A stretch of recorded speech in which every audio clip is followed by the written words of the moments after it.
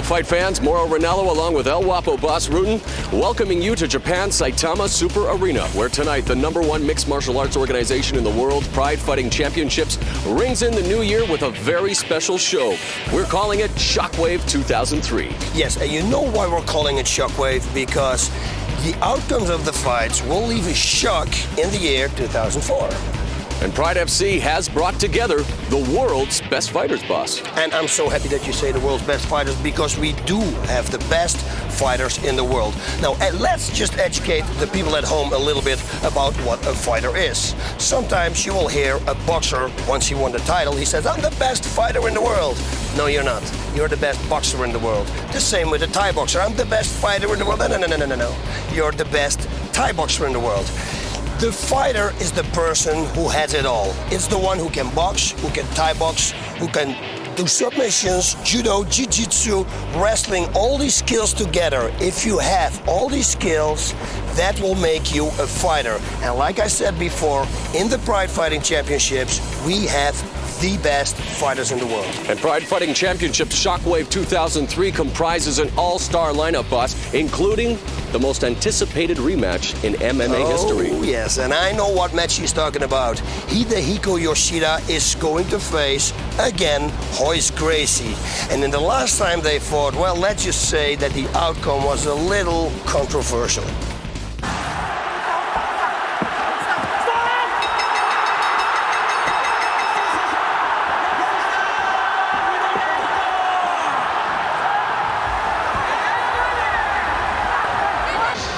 No, I did not. I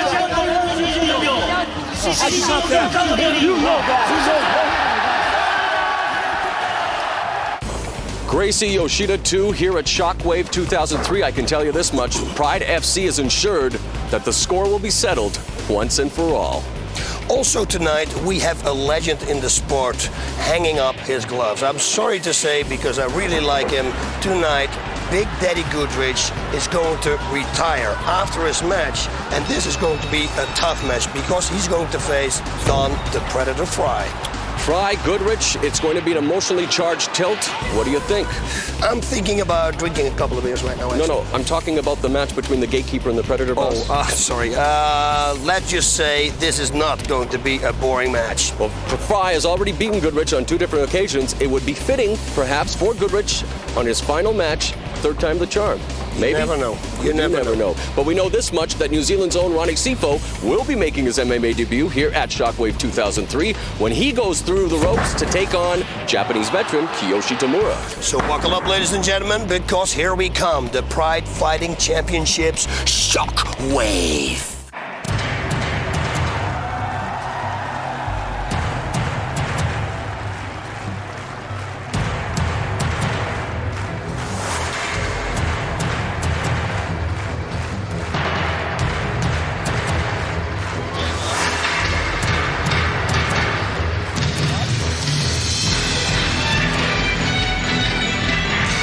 And Boss Rutten, for the very first time ever, Pride Fighting Championships is live on pay-per-view in New Zealand.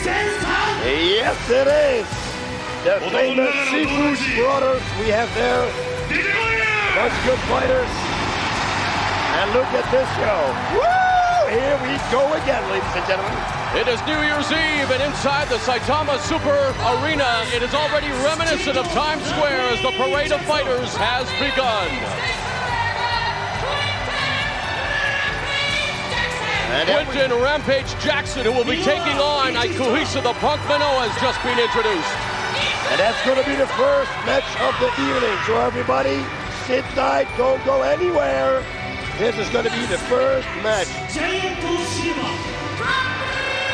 And there he is, boss, the tallest competitor ever in Pride FC, 7 feet, 2 inches tall, Giant Silva. Unbelievable, huge. His opponent will be the destroyer, Heath Herring. And there is Murillo Ninja Hua. Oh, the machine. He is like an Energizer bunny, this guy, unstoppable, and he doesn't stop. Hua will be taking on Akira Shoji, the conscience of Pride FC, who has appeared in more Pride events than any other fighter.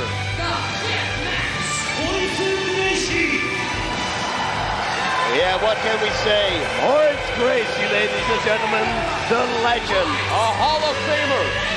A man who put Gracie Jiu-Jitsu on the map. Horace Gracie looking to avenge what happened to him at the hands of this man, the king of judo, 1992 Olympic gold medalist, Hidehiko Yoshida.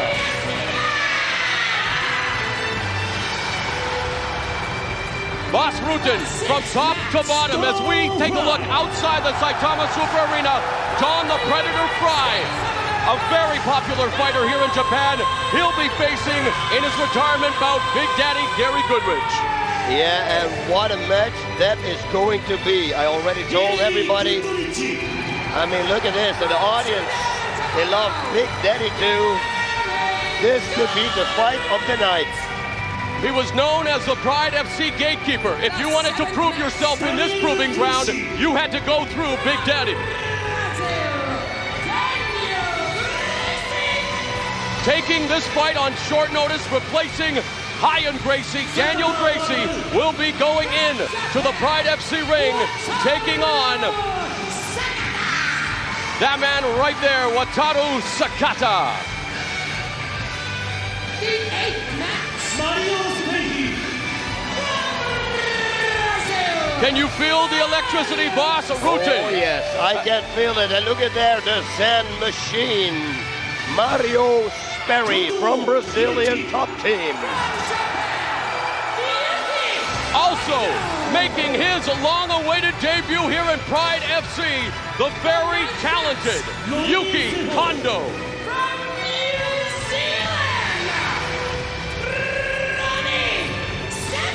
And for our fans in New Zealand watching on pay-per-view, here he is, Ronnie Sifo, the younger brother of kickboxing great Ray Sifo. Oh yeah. And he's going to face Kiyoshi Tamura. And that is going to be a slugfest. You watch. Tamura better take it right to the ground. Shockwave 2003 will also feature the brother of interim Pride heavyweight champion, Antônio Nogueira, and he will be facing Japanese legend. Listen to the ovation for Kazushi Sakuraba.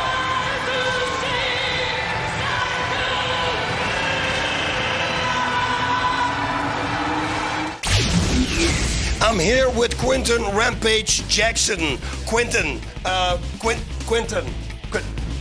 Wait a minute. Oh, there you are. You're wearing camo. I couldn't see you. Yeah. Wait a minute. I smell chicken. What are you guys eating here? Is this your corner? You guys got chicken in the dressing room? Hey, man, why you eating my chicken? You gotta eat chicken before a fight. It's fried chicken. That's my chicken. How's it hanging, man? How you doing? Hey, they hanging pretty good. I shaved them up last night. But that's not right for TV, so we're going to change the subject. No, you can say this. It's Quinton Rampage Jackson. He can pretty much say whatever he wants. Okay, Minowa. What do you know about him? You talking about manure? Yo, Minowa. Manure. Okay, whatever you say, homie. Yeah. I thought his name was Manure. When they told me I read it said Manure, I thought he was the shit.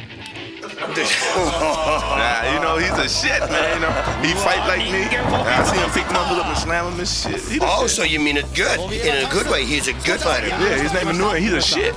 That's what it means. He means the shit. That means it's a good fighter. Picking up people, slamming them down, like Rampage style. Rampage style. He's the shit. So what are you gonna do? You're gonna box him out, out. What are you gonna do? I'm gonna check. So you make it long, Okay, this is what I'm gonna do. First, I'm gonna walk to the ring, then I'm gonna get in there, and then I'll probably start throwing some punches. Then I'll probably use a foot or a knee, but I can't use elbows or headbutts, so I gotta think of other tactics. So then maybe, I don't know if I wanna slam this time, so I might, do some combos, or let's see how I go. I'm kind of fat. My cardio might not be as good as this time, so after I hit him a few times, I'm take like 30-second breaks. You know, hit him, take a breather. New rules. Yeah, new rules. It's Rampage rules. Hit him hard, then take breaks. That's what I'm gonna do. Man, you fucking that chicken up. Yes, it's mine. I'm tearing it up. I tear every chicken up. Yeah. There's no going into that. Yeah. Okay, the outcome of the match. What's going to be? Hopefully they'll be raising my hand tonight, because, you know, shit, I'm the first fighter of the night. You know, I'm gonna go out there and try to excite the crowd and do some naughty things.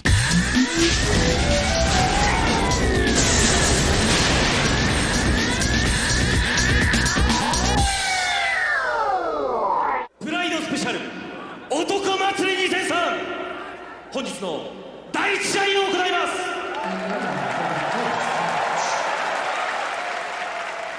青コーナーよりクリントン・ランページ・ジャクソン選手の入場です。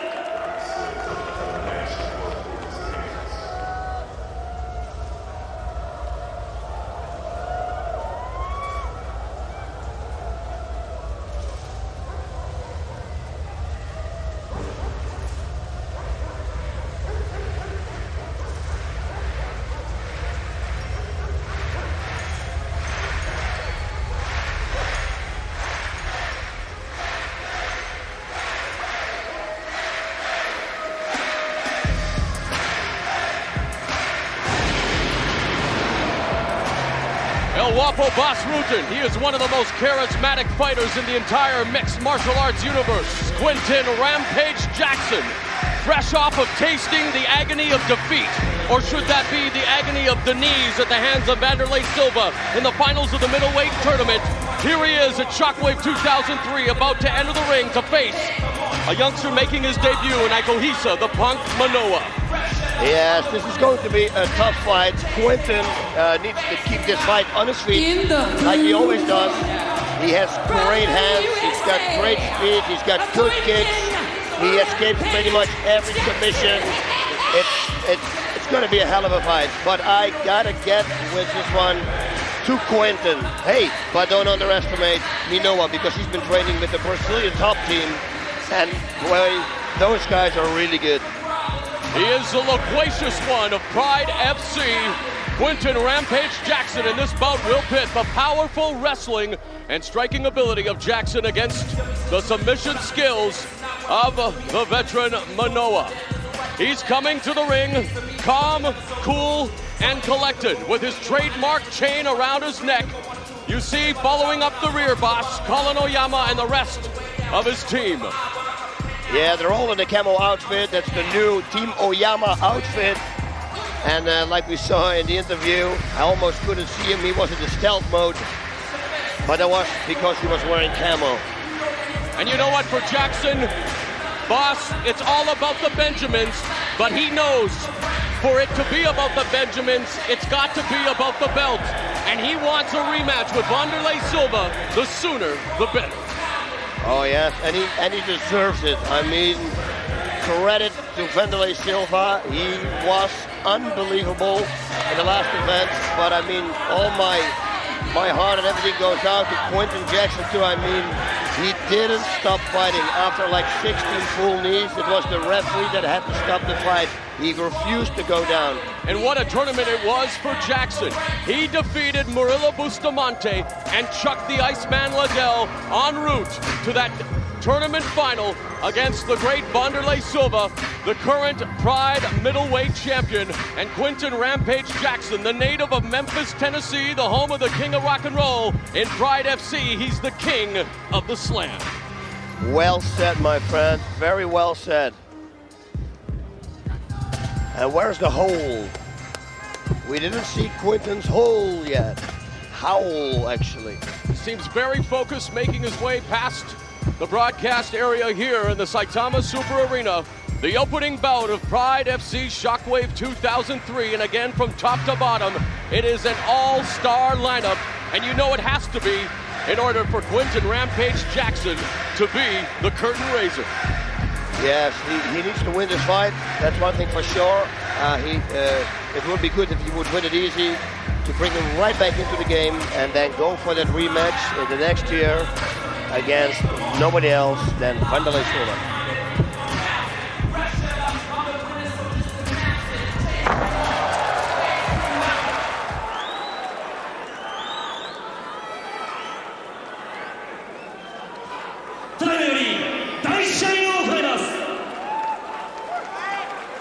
過去185センチ、95キロ。クリントン・ランページ・ジャクソン And there you see Rampage Quinton Jackson, 6 feet 1 inches tall. Tipping the scales at just over 200 pounds and making his debut, Boss Rutan, the veteran of both Pancrase and the UFC, now here in Pride FC. Kazushi the Punk Manoa, 5'7", 185 pounds, and is he ready to make his debut or what? Oh yes, he was, because what the people didn't see at home, I think he did the 100-meter dash. He was running so fast to the ring. He wanted to be in this ring and he wanted to fight. He wants to fight, I have to say. No elbow tuck, upper neck. No headbutting. Here we have Yuji, and what is his last name? Shimada. Okay, second. Shake hands. Actually, it was a shake knuckle. All right, they both possess similar styles. Rampage Jackson, the Punk Manoa. The opening bout of Pride FC's Shockwave 2003. Ready, go!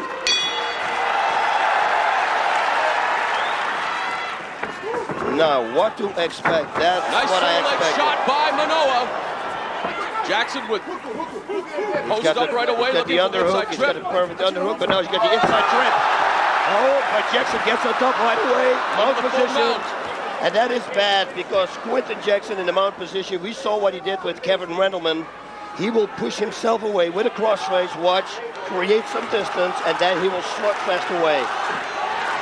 Good job by Manoa now, but Jackson still has his back, trying to get the hooks in. Manoa standing up, showing some of his power. And now he's going to go for the takedown. The slam. Beautifully done, right on his head goes Manoa. Oh, God. And welcome to Pride Fighting Championships. Kazushi the Punk Manoa. Jackson now, open guard by Manoa. What a begin of a fight. Huh? What a begin of an evening. Good body shots here. You see those body shots, they actually do have damage later on. Sometimes you see people like tapping, but he is really wailing here. Well, when you possess the power of Quinton Rampage Jackson, those shots to the ribs will definitely have the desired Going for an effect. armbar. Minowa wants to look for an armbar here, but he doesn't make it because Quinton is perfectly defending it with an elbow, keeping the elbow on the inside of the thigh of Minowa. Now side control by Jackson now. Oh, and those knees coming down. Beautiful side mount position here. I think if this comes a little closer to the ropes, the referee, nice, that's a knee to the liver right there. Now Manoa trying to power out, and now in a guillotine position. No, and that nice knee to the head by Jackson. Back into now. Half guard. Butterfly guard there. Yeah. Half butterfly. Half butterfly. He should out. He's walking for reverse figure four here. So Quinton should watch out. What Minowa also can do is turn him out. This is perfect what Quinton did, getting out of the position, because there is nothing that Minowa right now can do with the arm. He is looking for that key lock, is Manoa, but Quinton Jackson now basing out and just coming in with those right hands. Oh, and that knee right to the head by Jackson. So Jackson doing a good job, and now Manoa back on his feet. The crowd responding, and Manoa now going for the guillotine. Upright guard position. We saw Jackson in this position with Silva, where he was able to escape, and he does so once again, boss. And I told you with Silva, he wasn't in any danger. Armbar coming up right here. That's an armbar. Triangle armbar. He's going to knee him in the head. But this is the third time or the fourth time in a row that Quinton gets caught with the guillotine, and he escaped every And time. another knee. Beautiful knee. That one, I think that one hurt. Into the closed guard of Manoa now. What does Manoa have to do from this position, boss? He knows what kind of power Jackson possesses. Are you satisfied thus far with the defense of Manoa? No, I am not. Minowa is looking for an armbar, though. He's looking for submissions all the time. But Quinton is a master staying away. Look, he's going to pass his arm. He's going to go for a triangle. Oh, no. Now Quinton is back with his arm. But you see, he's looking for submissions. Like I said, he's been training with the Brazilian top team. So they're going from one submission to the other submission. Definitely has been training with the Brazilian top team. Learning the art of jiu-jitsu. But when you have a seasoned veteran like Quinton Rampage Jackson, a man who came oh so close to winning final conflict, the middleweight tournament. Jackson knows that he has that belt in his sights, wants to close out the year with a resounding victory here at Shockwave 2003, and thus far has controlled Manoa. Yeah, so what you see doing here is from a half guard, he escapes from a full guard to a half guard, and he wants to go to remount, and otherwise side mount. Now he's on the other side of the half guard, but this is a very good position for Quentin Jackson. Look at this. Two thunderous knees by Jackson. What a power, what a powerful knee. And credit Manoa for absorbing the punishment. Oh, that one caught him flush in the face. Good shots here. Jackson doing a good job of mixing up his offense, going from hands to knees and wearing down Ikuhisa Manoa in his debut here at Shockwave 2003. Yeah, Manoa really should try to reverse here, Jackson, because otherwise, like now, he should explode to the left. What's he going to do to sweep now, Jackson? No, he could have turned to the left, but now Jackson, he's got the full mount. Look from here like no, he doesn't. He doesn't. Now I can see it from a different camera angle, actually my angle. And he's back into that half guard. Quentin really tries to escape this half guard because once he's in side mount, he will weigh those knees again down. We're halfway through round number one here, the opening bout between Quentin Rampage Jackson, and now he's going for a leg lock. Manoa's got the leg. Jackson trying to step out. No danger right now, really, and Jackson is able to avoid that leg lock submission attempt by Manoa. Manoa now in the butt scoop position. I think and Jackson wants to bring it up. Stand it up. That's it. And good job there. And now Jackson and Manoa. Jackson with a left jab. Possibly trying to set up a shot, maybe at another Quentin Jackson trademark slam. Manoa now goes for the shot. Nice sprawl there by now Jackson. Now he's got the side mount. This is Quentin Jackson. He should throw left knees to the body right now. Left knees to the body. Ooh, you see he defended it with his knee, but if that's an impact, it's going to be over, trust me. Side knee to his head. That's why you're El Guapo, Boss Rutan, the best analyst in the business, calling it as he sees it. And Quentin Jackson continues to dominate Manoa in round number one. Side knee again over his arm. And again, nice. Oh, that was a hard knee. And again, he should go for the body now, mix it up. Knee to the body, knee to the head. He's punching again, doing a great job of mixing up the knees and the punches is Jackson, though. Really scoring well here in round number one. And again, Pride FC does not score by the rounds. It is the total of the entire fight. But thus far, Quentin Rampage Jackson is teaching Manoa a lesson in his debut. And watch out now, because now he passed. North-south position. It's going to be dangerous for Manoa. Side control, and if he goes to the north-south position, he'll have free reign on those knees, and that's almost what he's in here, boss. Yes, he is. He should throw some left knees also to the body. Mix it up.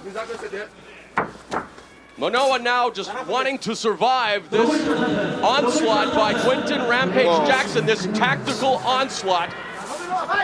And really give credit to the punk Manoa. Oh, now yes. This Look. Body lock, going for the Kimura. Jackson, another slap. Beautifully. Quentin is on a roll. He wants to show the world that, hey, the last time it was a lucky hit. I got hit, okay, but here I am. Manoa looked like he was going for the Kimura. Jackson, exhibiting that brute strength, picked him up, turned him over, slammed him to the canvas. And they restart the fight at the center of the ring. And again, like I always say, we always say, this is a beautiful rule. Yes, it is. For the audience, the spectators here, you know, they can see everything. We've got nice big screens all around the place here also, so they can see everything from every camera angle if they can't see it on the mat. There's Jackson, though, extending his arm, and that could be dangerous here. Manoa's able to... Ooh. Wants to go for a right hook there. They thought probably it was an elbow. You see Manoa's looking for submissions for like arm he wanted bars. to drop a hammer fist, does another one. Yeah, I give a lot of credit to Manoa because he took some punishment And he is still working. He is still working. We're into the final few minutes, boss, of round number 1. If you're Manoa's corner, how does he regroup? What does he have to do to change what has transpired thus far? Jackson obviously has the power, obviously has been able to score with the knees and the punches.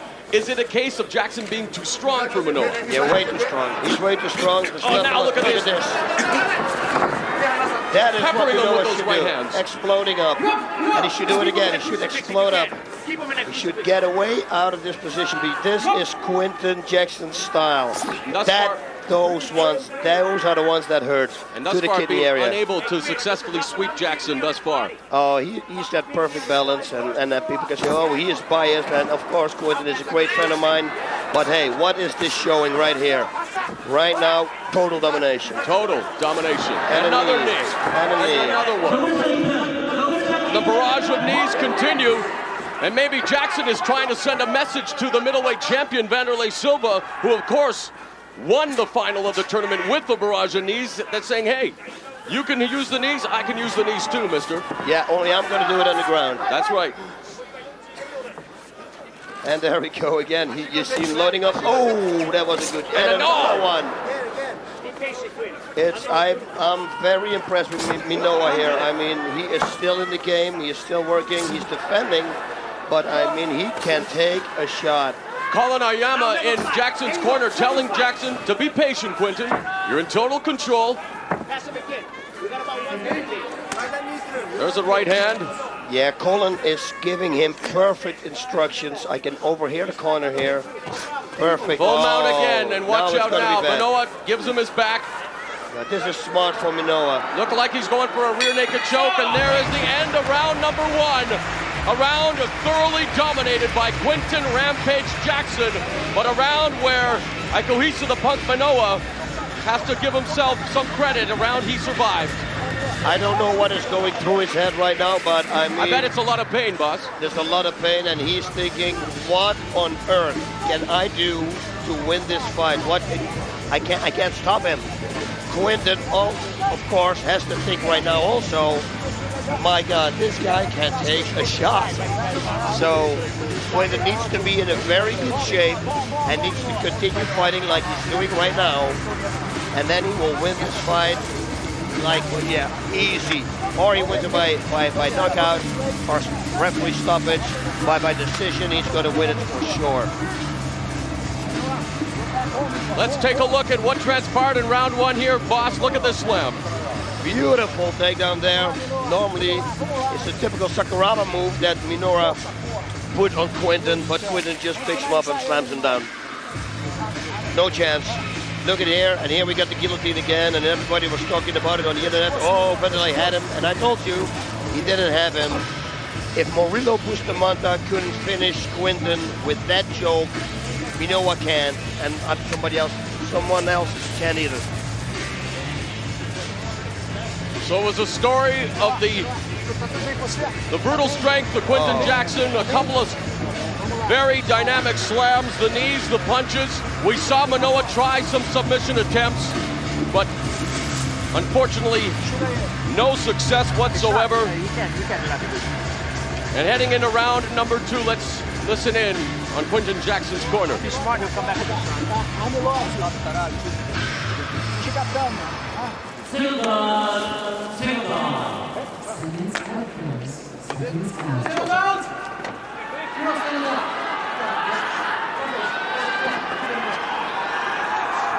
Wow, what a beginning of this event. I mean, this has been a slam, bam, wham, bam, thank you, man match. I mean, how many slams did we see?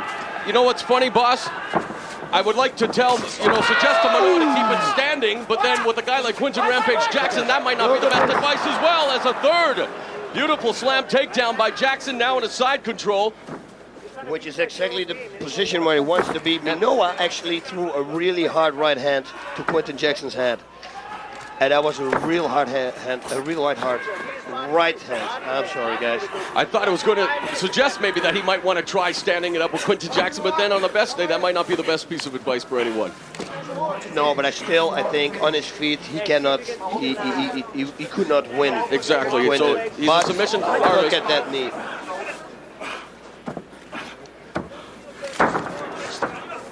And we've seen this movie before as round number 2 begins the way round number 1 took place on the mat with Jackson in control. And he's going to the mount again, knee to the head. Oh. And it's over. That knee caught him flush in the face. And Aikohisa the Punk Manoa taking exception. Quinton Rampage Jackson, hey man, I'm just doing my job. The bell goes. And at 1 minute and 5 seconds of round number 1 via knockout, Quinton Rampage Jackson knocks out Aikohisa the Punk Manoa. Manoa having a few words with Jackson, but now cooler heads seem to have prevailed. They embrace, and Manoa, I think, is just thoroughly frustrated, wanting to put on a better show in his debut. Unfortunately, he ran into an unstoppable force there in Quinton Rampage Jackson. Yeah, he just caught that knee so hard, and he had received so many knees in the first round, and Yuji Shimada said, you know what, I'm going to call this because this cannot be healthy for my fighter here. Okay, we got to protect the fighters. It's all about safety, guys. It was not a knockout, but it was just a safety rule because he was going to get slaughtered. We saw it. So an ejected Aikohisa the Punk Manoa heads back to the dressing room, and he still has a few words for Quinton Rampage Jackson. He is not a very happy fighter. Thoroughly dominated by Rampage Jackson. Let's watch it. Here, let's take a look and see how this fight ended. How hard is this? Boom, right under the jaw. Right underneath the jaw. And you see he turns on his belly a little. He limps. He's going a little limp after. Watch this.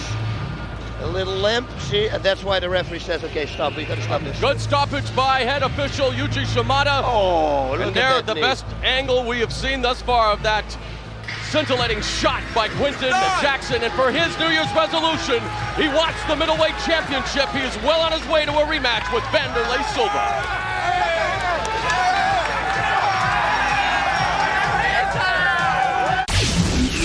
You know, growing up, one of my favorite stories was Gulliver's Travels, and right now I like to play out one of those scenes. I'm a Lilliputian, and let's introduce you now to Gulliver, everyone. This is Giant Silva, and the operative word being a giant. He is the tallest competitor ever to compete here in Pride Fighting Championships. He is 7 feet 2 inches tall, and tonight he will make his mixed martial arts debut against Heath Herring. Giant Silva, sir. How are you doing? Yeah, I'm good. So that's the first time in the Pride, and I gotta try to do my best. Do you have any strategy at all planned for Heath Herring tonight? Would like to share any of your game plan with us? No, I just wait in the ring, and I just do my best. May I see your hand, sir, for just a second? Could we just, I just want to see your hand compared to mine. Heath, did you see the size of that guy's hands? I just saw his head. It's about this big. The guy's unbelievable. Big guy. He's huge. How do you feel about fighting a giant like that? I think it's a big circus show. It's a freak show, but we're just gonna go out and do it. It's exciting. David and Goliath, and I'm a 6'4", 250-pound David. Where's the slingshot? No, exactly. I need one. It'll be. We'll see. It's another story for the book, I guess, when I get done with everything. I can tell my daughter I fought a real giant. So. Yeah, we had my fellow commentator. He was interviewing him, and yeah, you know, he's smaller, but he was standing next to him, and every time when he asked a question, he had to do that, and then come back with the microphone. The guy's huge. Yeah. What do you expect of the fight? What do you think he's going to do? I have absolutely no idea. I imagine he's probably going to run out at me, try to grab a hold of me, and do some type of power bomb or some other pro wrestling move. A mafia kick. Yeah, who knows? Maybe he does a clothesline. So I need to stay mobile in this fight. I need to try to calm down a little bit. I can't do the typical rush across the ring and fight because that's just going to go right into him. So I need to try to keep my pace down a little bit and try to build up on this fight. Build up, work my way up, do some combinations and things like that.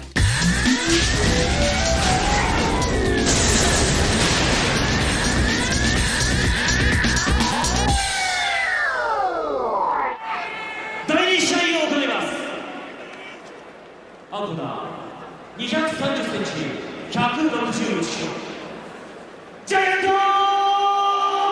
シューパー El Wapo Boss Rutten, you've seen everything in the mixed martial arts world. Have you ever seen anyone like Giant Silva?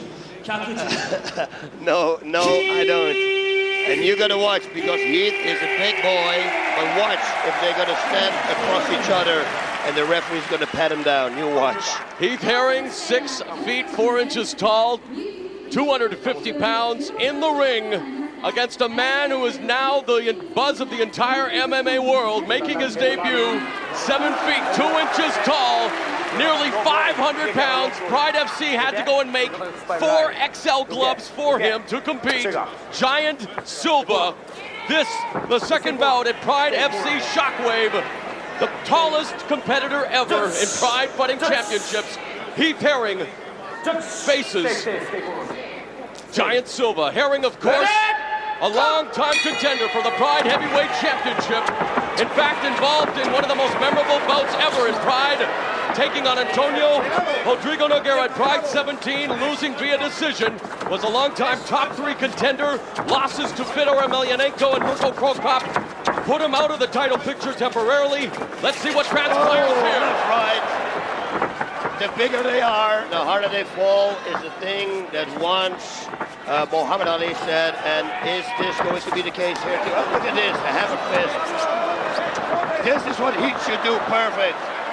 Make him tired. He's going to be tired in 5 minutes because he's too big, way too big. Speaking of Muhammad Ali, a little rope a nice, devastating low leg kick, inside leg kick delivered by Crazy Horse Heath Herring.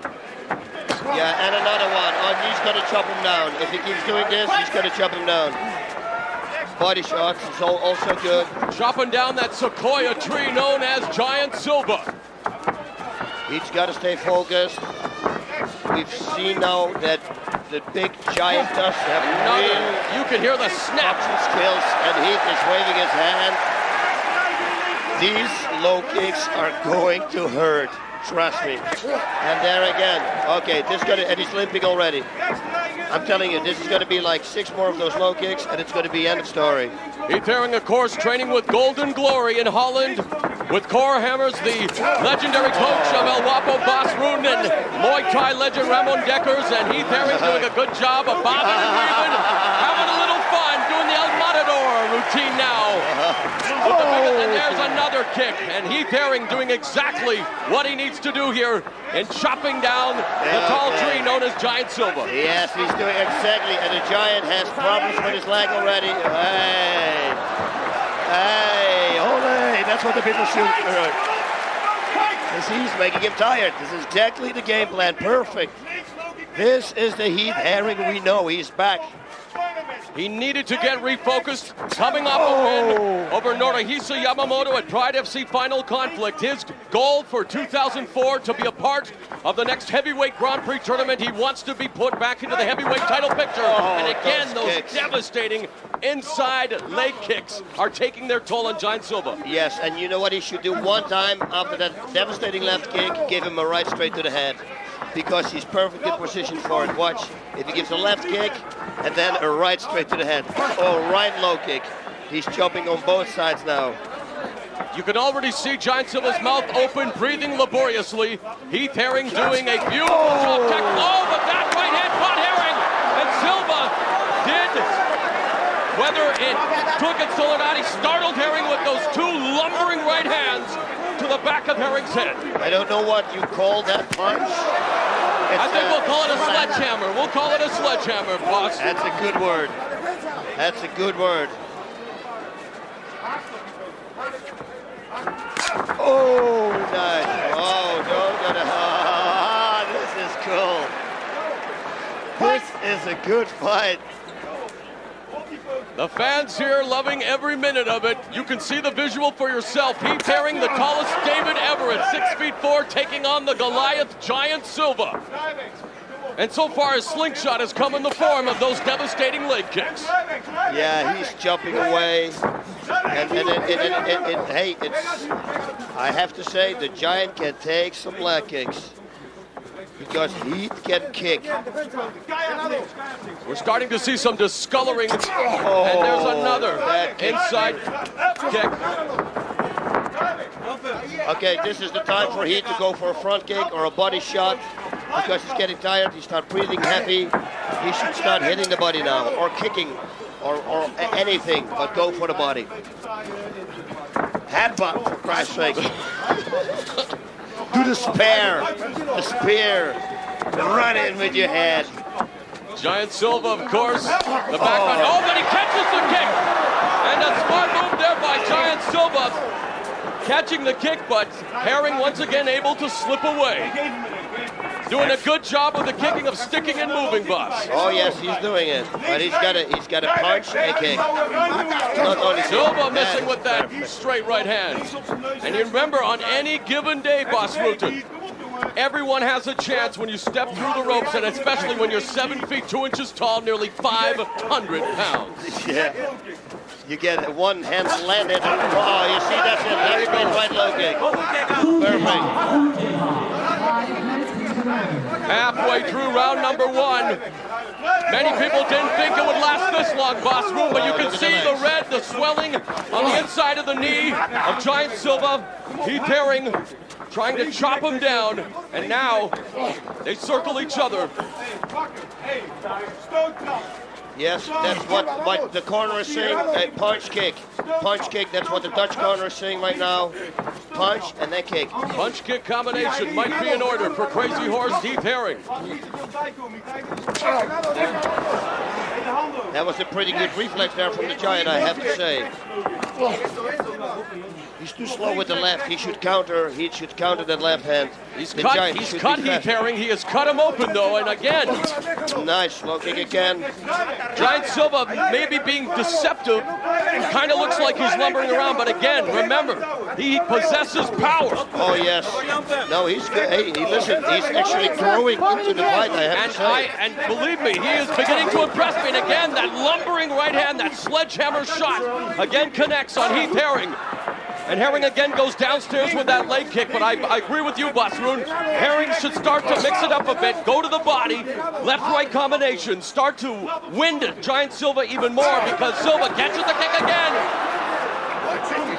Maybe even looking for a vertical suplex there was Giant Silva. I don't know, but I have a feeling that if the Giant grabs you, he can pretty much do anything with you what he wants. He looks big. Yeah, everybody sees that he's big, but he looks strong too. He should mix it up. Punch and kick.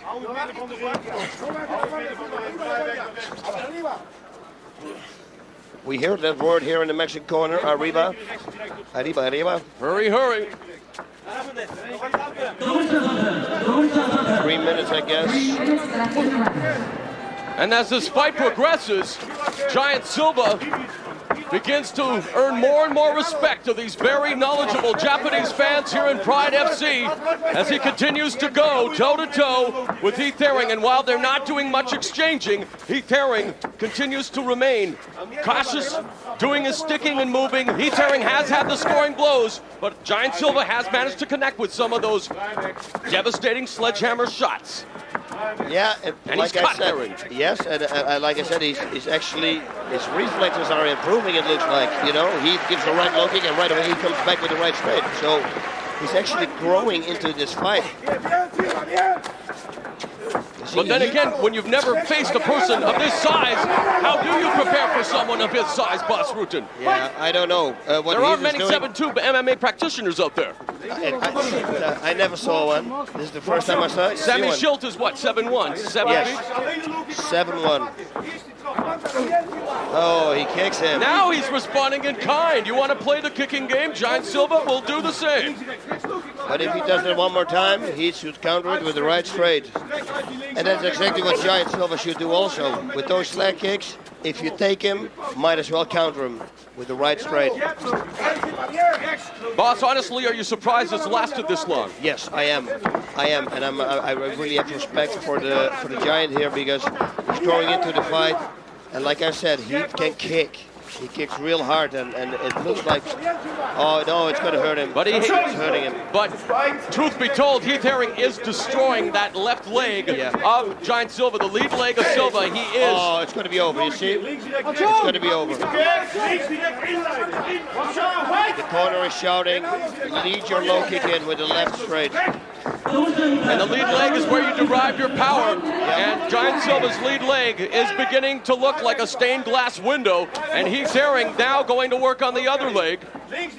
You know what the worst thing is? They're going to have a minute break. And after that minute, his leg will actually hurt more. It will hurt more, that's right. Yeah.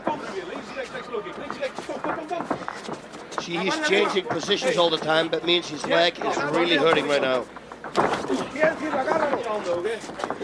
Heath is keeping everything together perfectly, keeps his hands up. Oh, good right low kick.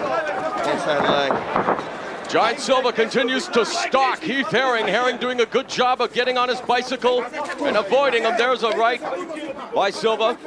I'm really impressed also with the Giant's stamina, actually. Stamina, yes. He's doing a real good job. Well, he was a basketball player in his native Brazil. And ladies and gentlemen, we have gone 10 minutes. Round one is in the books. Giant Silva and Heath Herring here at Pride Fighting Championship Shockwave 2003. How did you see that round? Herring scoring with the leg kicks. I think probably scored a little more. Let's actually see what is happening in Heath Herring's corner. Are they surprised? Yeah, no, one thing for sure is that Heath Herring won this round. Everybody could see that. He has been continuously doing this. I think the Giant's left leg is really hurt. As I can see from here, it looks real bad. Look at that right low kick here. You see he limps right away on it. And I can see here things from what the people can't see at home. But his left leg is looking really bad. He's right here in the corner. He's shaking his leg. He's in pain. Here, got that strange sledgehammer that you call it. And there we go again with the low kick. No, this, I don't see this going more like one more a fly round. swatter, that one. That was a pitch swatter. slapper. Yeah. A sledge pitch slapper. I don't have a word for it, but it was an open hand sledgehammer. You guys figure it out at home. So Heath Herring, they're talking Dutch, you can translate for us? No, here it's Portuguese. They're talking, and then I wish that we could see a shot of what we're seeing right here of the Giant's leg, because his left leg is really looking bad.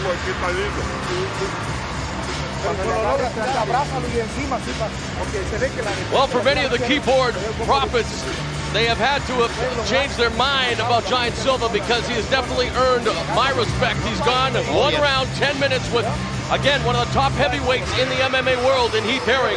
Yep. And like you said, his stamina is surprising. And as you mentioned, he seemed to be getting a little more into the fight as it progressed. Yes, you're absolutely right.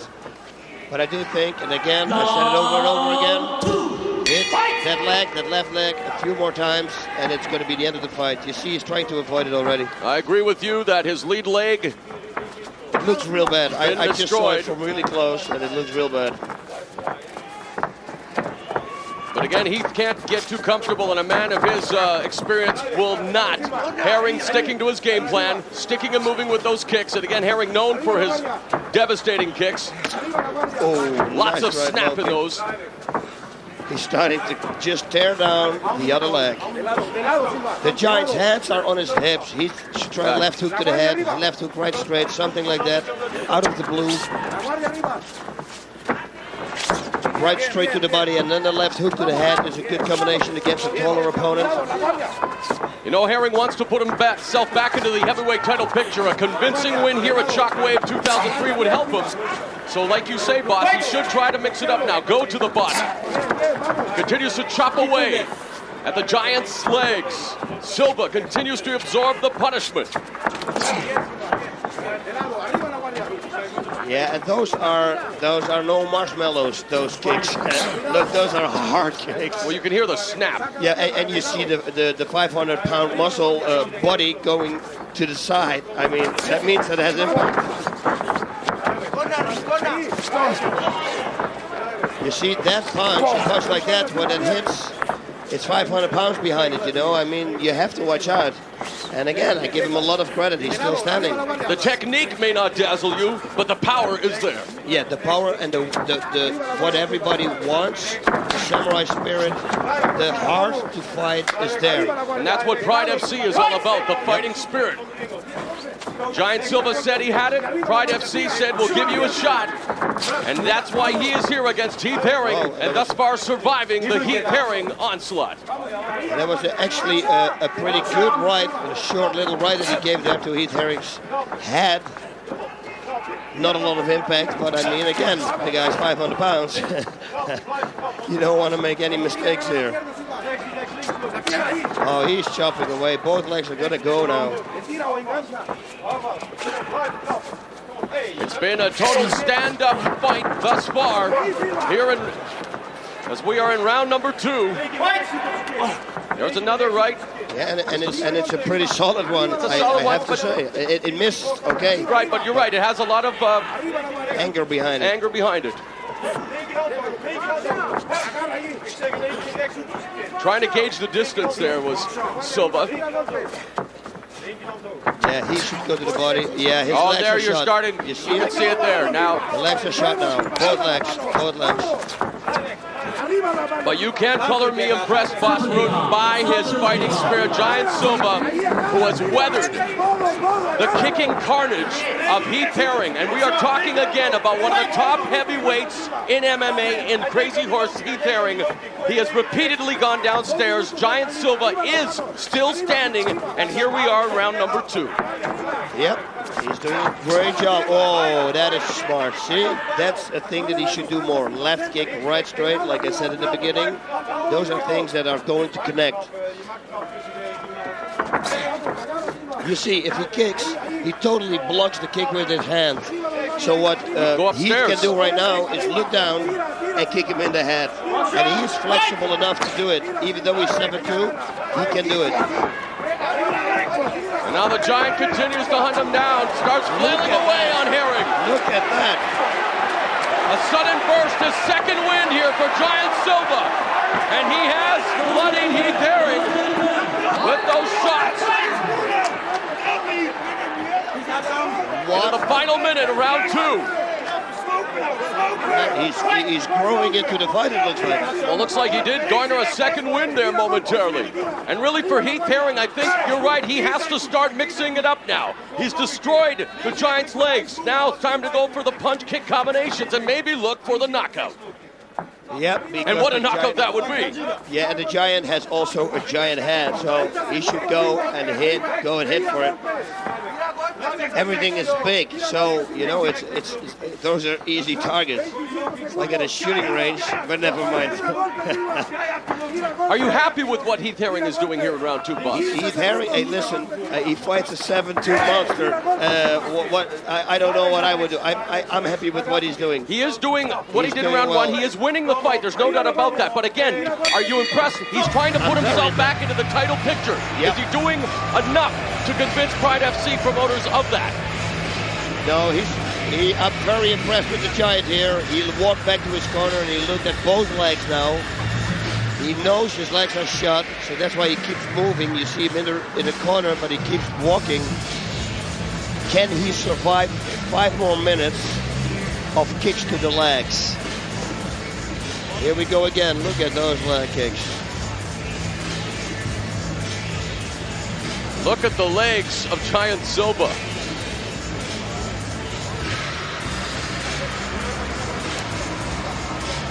Look at this. He escapes everything, turns everything away.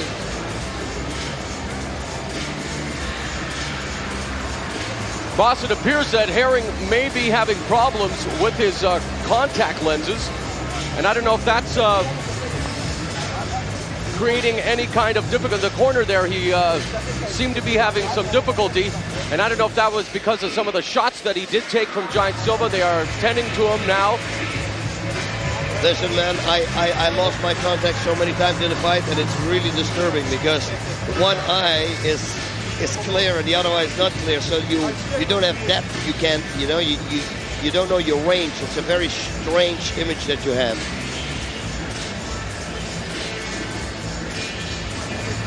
the Giant looks cool. He looks relaxed. Look, he doesn't look tired. I have to say, I'm so impressed with his stamina. It's unbelievable.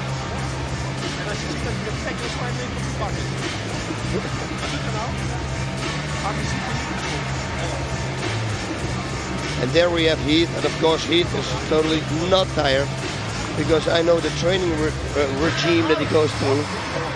Second down. And trust me, that's a very tough training regime. Now, last final round, 5 minutes. Who's going to finish it the strongest? It is the second bout of Pride FC Shockwave 2003, and something tells me the Giant Silva has shocked a lot of people thus far. And now Giant Silva has got the guillotine attempt on Heath Herring.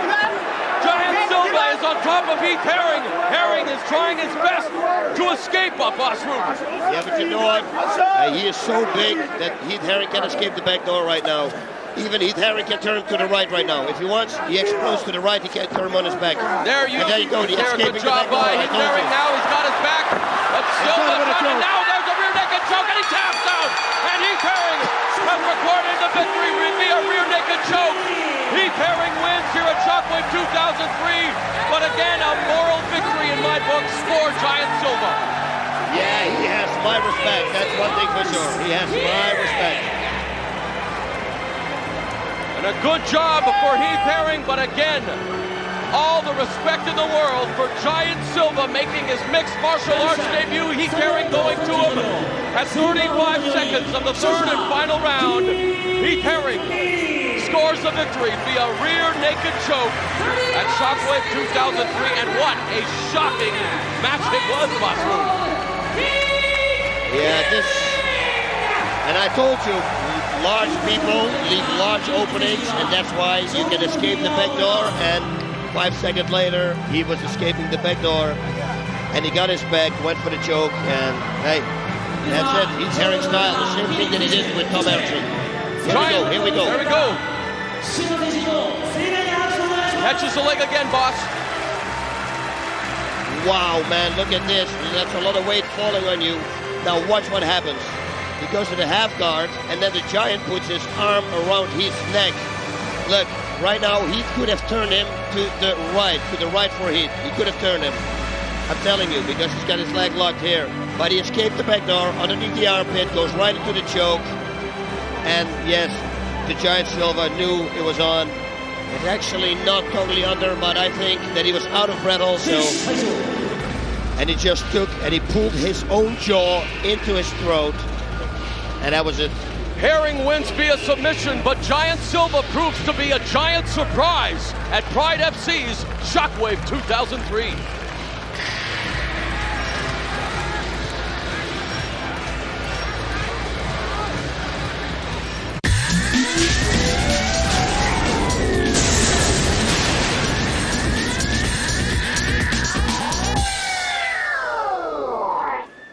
青コーナー181センチ 92.7 キロ無理のOur next bout at Pride Fighting Championship Shockwave sees this man Murillo Ninja Hua at 5'9", 200 pounds, taking on Akira Shoji at 5'6", 195 pounds. Shoji, boss, has appeared in more Pride FC events than any other fighter and is coming off a knockout loss to Murillo Ninja's younger brother, Mauricio Shogun. Yeah, I don't know what to think about this fight. They're both very energetic fighters. I see Murillo. I already saw Murillo right from the beginning when he started fighting. I thought this guy has all the potential to be the next champion. He's unstoppable, and that's what I mean. He is stoppable, but he will go and won't stop. He's Incredible a striker. Monster. High kick. Body lock by Shoji. Going for the takedown into the open guard now of Ninja. Ninja, who is, of course, is a Shootbox Academy's #2 star right now. The big star being the middleweight champion, Wanderlei Silva. And in order for Ninja to be a champion, well, he's going for the armbar right there, boss. And of course, the shootbox rules He's going to stand up now. Watch this. going for the guillotine. No shootbox academy teammates can fight each other, so Ninja will not be able to be champion until someone defeats Vanderlei Silva. And now looking for the guillotine is Ninja Hua on Akira Shoji. Shoji, of course, training with the AMC Pancration back in the States. Yeah, and that's Matt Hume right there. And Matt Hume is a very good instructor. Akira Shoji is doing a great job, but you watch, Ninja is escaping from strange positions. You watch. He slips out, he pushes up, bucks out, and suddenly he's on top. It's crazy. Ninja Hua made his debut at Pride 16, knocking out Daijiro Matsui. His biggest victory of his career was beating Mario Sperry by decision at Pride 20. Sperry, later on tonight, will be taking on Yuki Kondo. Right now, working from an open guard, is Ninja on the bottom, Shoji on the top. We'll be looking for a leg lock here. Shoji, nope, still trying to pass that guard. Ninja just as dangerous from the bottom, boss. He's doing a real good job, you know. He's keeping his hands up, you know. If he makes one mistake, Shoji, he's going to push kick him away so he can stand up again. And you see, he doesn't give Shoji a chance to go to the side mount. Look, and he's doing damage already. Shoji's bleeding. And like I said, he will keep moving. See? Non-stop. He doesn't stop. He just keeps moving. He's skipping his hips out again. Look, and he gets up. I'm telling you. Back on their feet. Underhooks by Shoji. Knee delivered by Hua. And now they're along the ropes. Of course, Hua, a competent striker both on and off the ground, loves to use the knees and elbows, of course. Now looking for that body lock. He's got the underhooks, but Shoji trapping the arms. There's a right hand and a left that just misses. Yeah, Shoji's bleeding. Nice combination here from Shoji. Short and stocky combination, but Ninja keeps going. Oh, and a knee to the face, and that is it. Perhaps Shoji has been knocked out here in the first round by Murillo Ninja Hua. A knee straight through the guard, finds its mark, and he KOs Shoji just like little brother did at Pride Bushido. I told you, man, this guy, he's got all the qualities to be the next middleweight champion. You watch. A complete fighter is Murillo Ninja Hua. And at 2 minutes and 41 seconds, via knee knockout, Murillo Ninja records the victory here at Pride FC's Shockwave 2003. Oh, God, look here. Here's Akira Shoji. We have like 3 doctors into the ring to make sure 1, 4, 5, I counted them. Make sure that the fighter is safe and sound. Murillo walking over to Shoji. And for Akira Shoji. And here we go. Let's see this. One has to wonder how much more he can take in his career now as that knee finds his eye. His left eye. And crashing to the canvas with Shoji, boss. Yeah, that was a beautiful flying knee. Look at this. Boom. Yeah, those shootbox guys, man. Their knees are so good. I think they have like 3 special sessions a week just about knees. Definitely one of the fastest rising stars in Pride FC, Murillo Ninja. And again, you want more information about Ninja or any of your other favorite Pride FC competitors, all you have to do is log on to pridefc.com. And remember, fans in the United States of America, Pride FC is coming to the U.S. very soon. And don't forget as well, when you go to pridefc.com, you can get caught up to all past Pride events and your favorite fights from the past by ordering Pride DVDs. The only place to do it is at pridefc.com. And Akira Shoji, a bloody mess. And unfortunately for him, one wonders how much more he has left in his Pride FC tank, boss. Yep, I don't know. This guy will grow and grow, and I don't know what Akira Shoji does. He's got 3 losses in a row. I don't know if that's good. He wants to go to the United States, open up a gym. I know that he has always built a fan following because of his fighting spirit. Perhaps he may want to go to the United States and think about opening that gym sooner than later. Yeah, but what you need is a couple of wins here, a couple of wins in the United States, so you get a real good fan base, and that will help you a lot in opening a dojo. This is not the right way, but he's got the heart of a lion, and he will be back for sure. You know, I did not You know that. He's a liar. He can't sleep at night. That's why he's trying to get a rematch. And I'm ready to take it. It was a lie. It was a lie, and I'll tell him on his face he's a liar. Tell him to fuck off. Listen, there's a big fight coming up for you tonight because it's Shockwave. Last time Shockwave, it was a terrible decision. How are your feelings? What's going on inside your head right now? I'm ready for whatever happens. Just let's go. Let's do it. Let's do it. I'm ready. What do you think about Matt Hume being the referee? It's more than fair. I'm Brazilian. He's Japanese. International competition should be a neutral referee. The referee is American. Yeah, because we talked before, and you said about Yoshida, he was talking in his match against the referee, and it's not allowed in judo. It's unfair. They both speak Japanese, and I don't speak the language, and they're having a conversation during the match. So let's have a neutral referee. Okay, so outcome, it doesn't matter, winning, losing, or it can go to a decision. It's no decision, by the way. It's going to be a draw automatically. What is next for you after this fight? Man, only my coaches, my sparring partners know what I've been through to get ready for this fight. And getting up at 5 o'clock in the morning to go train. So the outcome, it's you win the fight in the training camp. That's what I said. So what's after? I don't know. Just do one at a time. Let's take care of this one first. Take care of this one first, but do you think about retiring?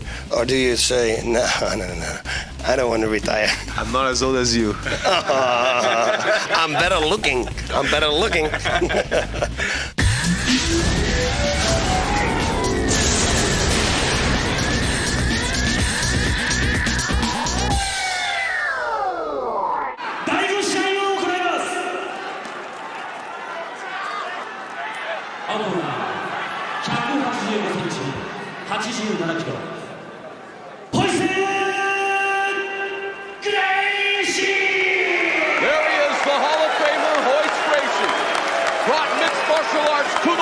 In 1993.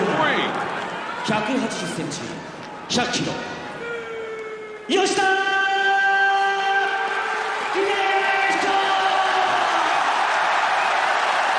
Hidehiko Yoshida, who made his MMA debut in that controversial bout at Shockwave 2002 against Royce. It's all come down to this, boss, and as you mentioned, the fight, 2 rounds, the first and second rounds, both 10 minutes, no extra rounds. The interval between each round will be 2 minutes. It will be a draw if the fight is unsettled after the second round. And here are some special stipulations. As you see, an impartial, neutral ref, Matt Hume from the United States. During the match, if the referee feels both fighters are inactive, doing it. No four-point kick or knee on ground as well. And if there's no action for more than 60 seconds, the referee will give a yellow card to both fighters. After getting the yellow card, both fighters will be brought back to standing position. Here we go, boss. Yes, full pride rules in this bout. I think Royce is going to box. You watch. Box and kick. Punch and kick. It looks like he's been working on his hands. He's got a good defense. Look, inside low kick. What was that in the groin? What is going on here? Please. Are we seeing some histrionics here? Or is this an injury? Royce Gracie has an incredulous look on his face. Hidehiko Yoshida appears to have been injured. Or are we Boss, this is incredible. I don't know. I want to see the replay because I personally don't think it was in the groin. Okay, here we go. Here we go. Maybe it was. Oh, yes, it was. That was pretty high. Yes, Yep, it was. Yes, it was. Yep, it was in the groin. Okay, now. Wow, wow, wow. That's not the way we wanted to see this bout begin.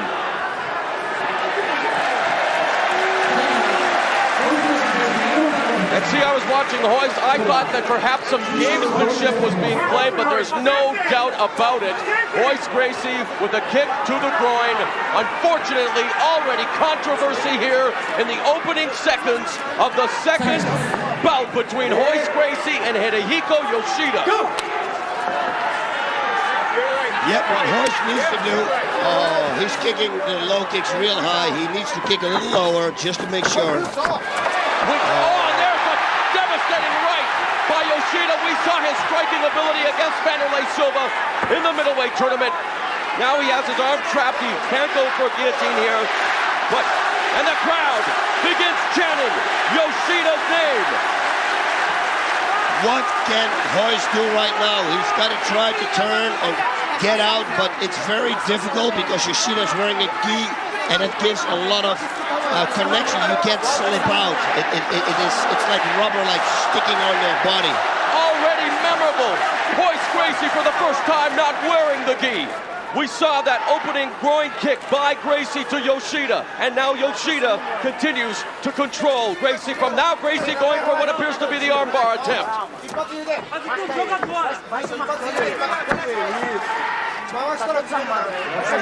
You see how Yoshida is so calm. Gracie's holding his sleeve, which is allowed, heels to the thigh. Very smart thing to do. People can laugh what they want, but I'm telling you, that's gonna hurt. Yoshida, of course, boss, much stronger than he was in the last fight with Gracie. Watch, they both can go for a leg lock now. Both. Yeah, Hoist should try to go for a heel hook. I would try. Yoshida. He's going for one. He's going for a heel hook. Hoist going for an Achilles pull. But that's the thing. It's not going to work from this side. No, he's going to slip out of this one. This is a painful move, but not a move that really can hurt something. Already you can put see some damage on. Yoshida maneuvering out of there, boss. He should go for a toe hold right here. Yoshida can go for a toe hold right there. Instead, he's turning himself back into Gracie. Gracie turning around, looking for the submission. For a heel hook. He should go for a heel hook. Forget about the other submission. A heel hook is the best option right now. And one of the most lethal submissions in MMA. And Yoshida can make a heel hook on him right now too, because Hoist has his right foot underneath his left leg. So if Yoshida makes a heel hook right now on Hoist's left leg, Hoist can't roll out. He can't defend it. He's locking himself up right now. You bring up a very salient point, boss. Yoshida can make a heel hook right now, can't finish the move. Watch, if he's going to go for a heel hook, he can finish the fight. Hoist cannot get out. He locked himself up right now, if Yoshida goes for it.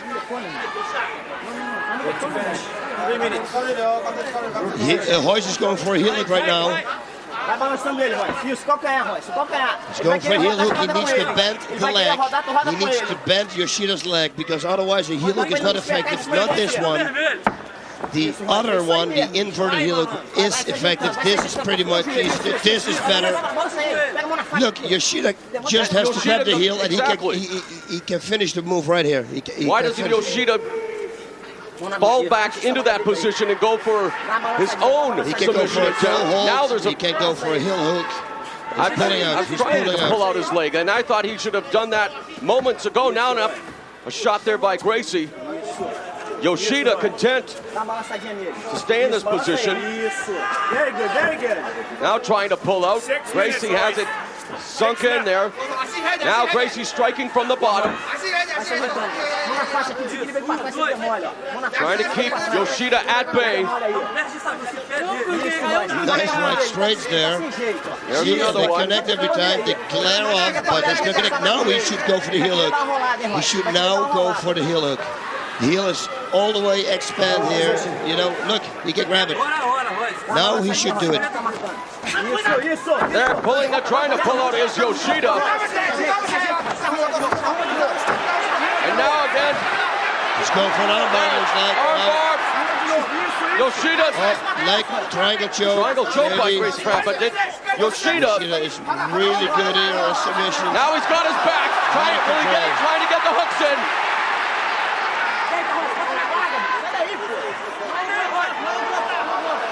Gracie grabs his arm, trying to shoulder roll him.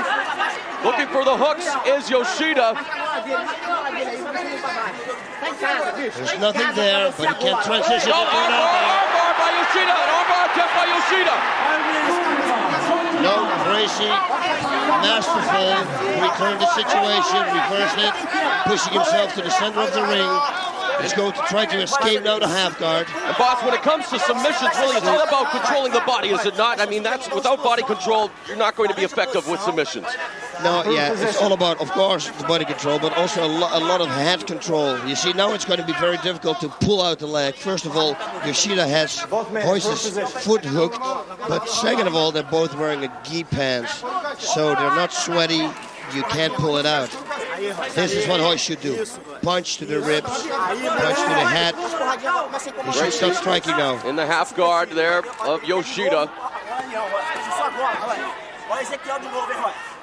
Yoshida should try and sweep him to the left, although that Royce can post out with his right arm. Popping his head out there is Gracie. These are shots, those are better. Go for the body. Showing some strikes there to the body. Those strikes he should continue to do. He should continuously doing this until the referee is going to stand him up again. And Matt Hume is mic'd, and he's asking both fighters to work to improve, or he's going to bring them to their feet. Improve position. Yeah, look, these shots are these are shots that are adding up. Nice shots. He should break the rhythm up. He should give 1, 2, maybe stop half a second, and then look at this sweep is Yoshida. And he improved his position. He's almost in a mounted position now. Yoshida still holding on to his leg, to Royce's leg, his left foot. If that's going to slip out, that's going to be trouble for Yoshida. Could be trouble for Yoshida. Less than 3 minutes remain in round number 1. 2 10-minute rounds against special rules for this bout. Now, Gracie has his back and he's got the hooks in. Looking for the rear naked choke, perhaps. Yeah, but with the gi and with the hands, it's virtually impossible. He can try to choke him with the gi, but not a rear naked choke. It's not going to happen.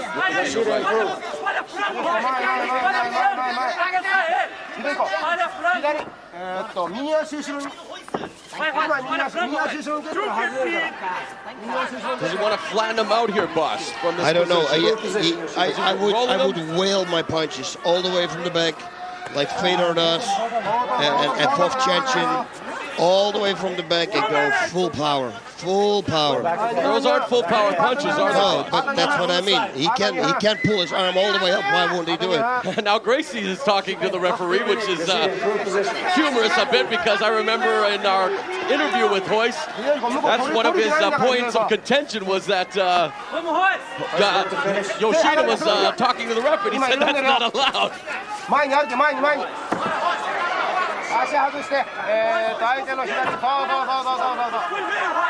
Interesting position here. He can try to go for a gi choke. Rear naked is going to be very difficult. Yep, gi choke Those is definitely punches a don't do possibility. anything. He's okay. A figure four, a body lock. Body lock, yes. So that is very uncomfortable for Yoshida right now, I'm telling you. That body lock, you know, it's very difficult for you to breathe because it's pressing against your belly. I'm sure that Yoshida has been in that situation before, but you know, it's pretty tough. With the gi, it's very difficult for Royce to pull out his hands because, like I said, it's a grip. It's an extra grip. This is what Royce should do. More punch. 1 minute left. Into the final 60 seconds of the opening round. This long-awaited rematch between Royce Gracie and Hidehiko Yoshida. Trying to right the wrong, and both fighters wanted this rematch. And we are bringing it to you here at Shockwave 2003. And your thoughts thus far on this very much anticipated bout, boss? I don't know. I give the first beginning, I gave it to Yoshida. Now I give everything to Royce. Royce is working. He's got the better position. Referee can't stop it, can't do anything. So I would say the finishing of this round would be in favor of Royce. Royce definitely busier with the strikes. You have to give him that. And there is the end of round number 1. And like you say, strong start by Yoshida, but Royce Gracie coming on. And I would have to tilt that first round in favor of the Gracie legend. But as we know, no TKO rules, special rules, including doctor stop and referee stop. And if at the end of both rounds, it goes the distance, boss, it will be declared a draw, which then, putting El Guapo on the spot, will there be another bout, a rubber match of sorts? Yeah, I don't know. Will Royce Gracie be content if this ends in a draw? No, I think that Royce really wants to finish this match. Of course, Yoshida wants to do the same thing, but I mean, there's a lot of pressure on Royce, both of them. Of course, look at the transitions they make, how fast everything goes, how they escape. It's an art what you're seeing going on here. It's a beautiful display of what submission fighting is. And on the ground, judo and jiu-jitsu, very similar, boss. And I mean, let's face it, it goes back 50 years, as we mentioned, when Helio Gracie fought Masahiko Kimura in a match to prove who had the superior fighting style. And in fact, that surname, Kimura, very common now in mixed martial arts, because that's where it derived from. The gentleman who invented the move, Masahiko Kimura. Okay, let's see what round number 2 is going to bring us. I really think that Royce should try to keep this fight on his feet and don't go to the ground and just outbox him and outkick him, outstrike him. He said he would have a surprise. He said he would have a surprise for all the fans. Yeah, he already did. He pulled out his of course, definitely. Without that was one surprise, which we had discussed, but he also said when it came to striking, he said he'd have a surprise for the fans. He said, wouldn't that be something if I would knock him out? Wouldn't it, though? Although Yoshida definitely impressed MMA fans around the world with his striking ability and his ability to take a punch against Vanderlei Silva at Final Conflict. Oh, that is not good. He shouldn't go to the ground. Get up. He should get up. He should get up. He should get up. He should get up and punch and strike. That's punch and kick.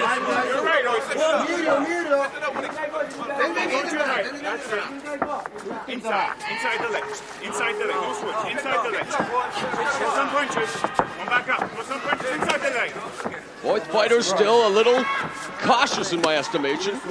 Of course, you don't want anger to overtake you by any estimation. They're still very focused, although Royce Gracie remains much busier and active than Hidehiko Yoshida.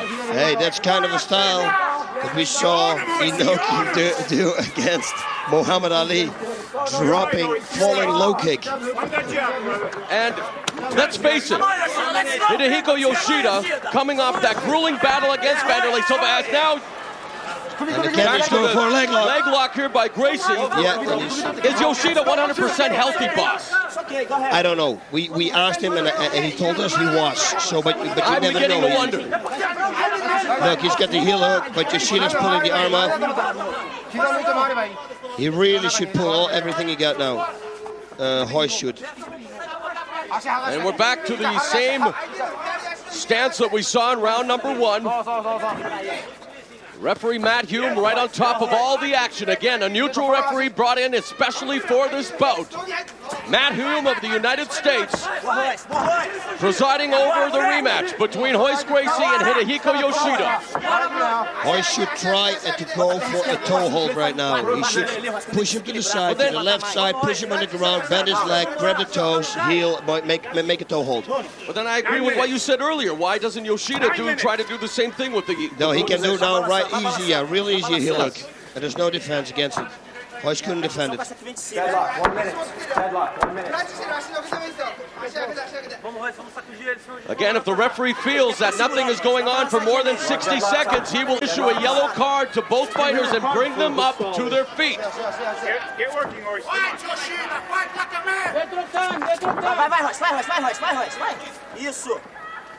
And I don't know if that was someone in Yoshida's corner. I doubt it, but I heard in English someone around ringside. And he's going for the heel hook. Heel hook again. Someone screamed to Yoshida. And now he can do the reverse heel hook. Oh no. And they're both defending, I would say, the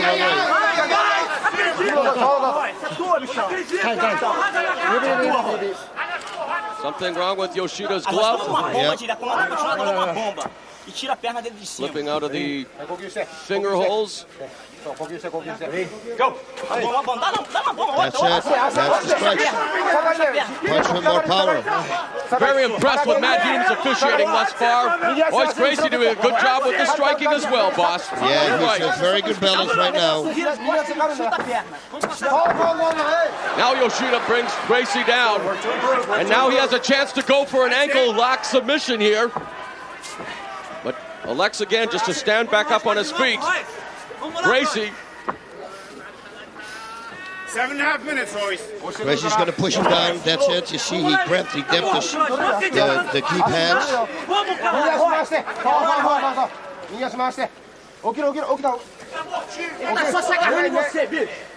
Cagão do caralho, fujão, esse merda.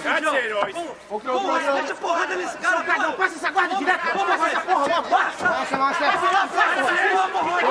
Gracie overextending himself there momentarily now. He's got the mount position. What can he do now? Does he have enough power to push himself away and then just start wailing? You know, but he looked like he overextended himself momentarily. If Yoshida would have exploded, he would have swept him, been on top. But you're right, now Gracie has full mount on Yoshida. But it's very dangerous what Royce is doing. He puts his right arm underneath Yoshida's neck so that Yoshida can turn Royce now to the left if Royce doesn't watch out. And Royce now going to work again on the body, covered by the gi. Not a lot of power to those shots, however. Now, boss, he looks like Yoshida was trying to do just that, go to his left. Yep. The reason why it didn't work now is because Royce is stretching his legs out, and then it doesn't work. This is it. He should keep going. And Gracie again talking to the referee. He should cross-face him right now. Cross-face him. Cross-face him. He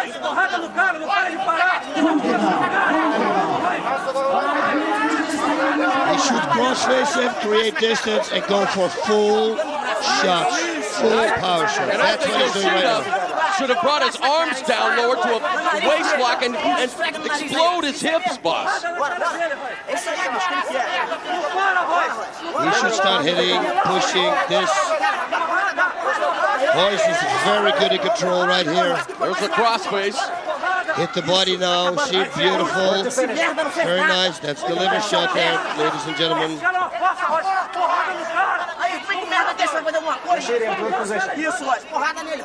Well, we're definitely seeing a great performance, great fight on the part of Royce Gracie. We're definitely not seeing the same Hidehiko Yoshida that we saw in the middleweight tournament, boss. No, that's one thing for sure, but he fights a complete different opponent, we have to say. That's true, but saying that, I don't see the same intensity or energy level that we're seeing from Royce Gracie. I think Royce does everything now to win the fight. I think, in my eyes, if this would have gone to a decision, Royce would have won the decision. Look at this. Gracie is now grounding and pounding Hidehiko Yoshida back. He's doing he's got his back. Phenomenal job. He should just keep doing it now. But again, if it goes the full 10 minutes, nothing is decided. It will be a draw. And where do we go from here, El Guapo? Straight to the bar. That's where I'm going to go after this. I'm talking about Royce Gracie and Hidehiko Yoshida, Mr. Rubin. I'm sorry. Now it goes. Gi choke. Great job of Gracie striking from underneath Yoshida now. Last 3 minutes. Yoshida. It almost appears to me that Yoshida wants the draw, boss. Yeah, Yoshida's not fighting anymore. He's got a body lock again now. Royce, he lost it. But I mean, hey, listen, if this would have been gone to a decision, Royce would have won the fight. Look at this. 1 minute. A lot of striking on the part of Royce Gracie. But again, Royce needs to do enough. Now the heel into the stomach area of Yoshida, but how much time remains? Now Yoshida perhaps, if he could get the arm of Gracie, but Gracie's got the hooks in there, the underhook. 2 minutes. Last 2 minutes. I hear less than 2 minutes remaining, boss. Yeah, listen, Royce is doing a great job here. He's going to try to pull out his left hand also, and then just start pounding away. This is it, mount again. There we go, come on. Mount again by Gracie. And the strikes continue. The right raining down.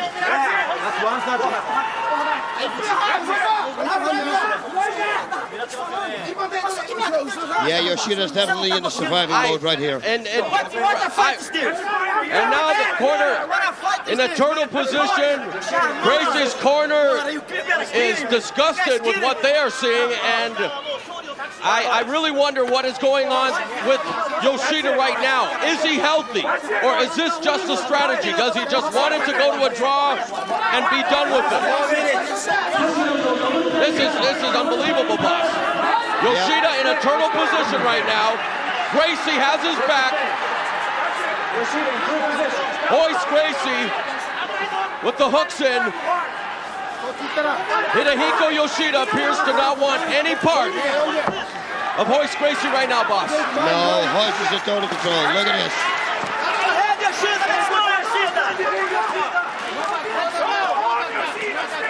No, this is not going to do any good for Yoshida's name here in Japan. That's one thing I'm telling you. And this is going to do a lot of good for Royce's name. Royce Gracie wanting to reestablish honor, wanting to bring back honor to his family, to his legendary father Helio. And even if they go to a draw here tonight, boss, I do believe he has done enough to do that. Royce Gracie, a Hall of Famer. Royce Gracie, a pioneer. Look at what's happening right now, boss. Royce Gracie, even though this fight will go down in the books as a draw, Royce Gracie has definitely brought back honor to the Gracie family. And again, I do not want to discount the talents of this man right here, but I really wonder if Hidehiko Yoshida was 100% healthy here tonight. Look at Hidehiko Yoshida. I think Royce, there's more to this story. Without the key. It will be a draw, fight fans. But I really wonder what is the... There it is. This is what we all want to see. Ladies and gentlemen, fight fans around the world. Royce Gracie, Hidehiko Yoshida. Yeah, Royce won this fight. It will be a draw officially. But the question that I would like answered is the health of Hidehiko Yoshida. We saw what happened with Benderley Silva. Let's go back to some of this action now, boss. Look at this. He's in the mounted position. He's wailing away.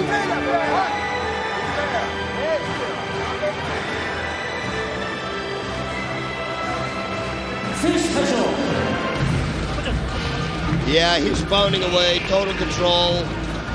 Boss, you've been around the sport your entire life. Can you shed any light, really, on what do you think is going on with Hidehiko Yoshida here tonight? I don't know. I just don't think he got overwhelmed. I think Hoist just pulled out of the ski and then he thought, what the hell is going on? And Hoist did a better job. Do you think that was a psychological factor right from the outset? When he took off the gi, that played some mind games with Yoshida? I think it had to.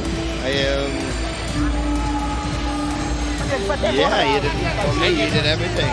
So it'll be interesting to see what the fallout of this will be for this man who had so much coming in.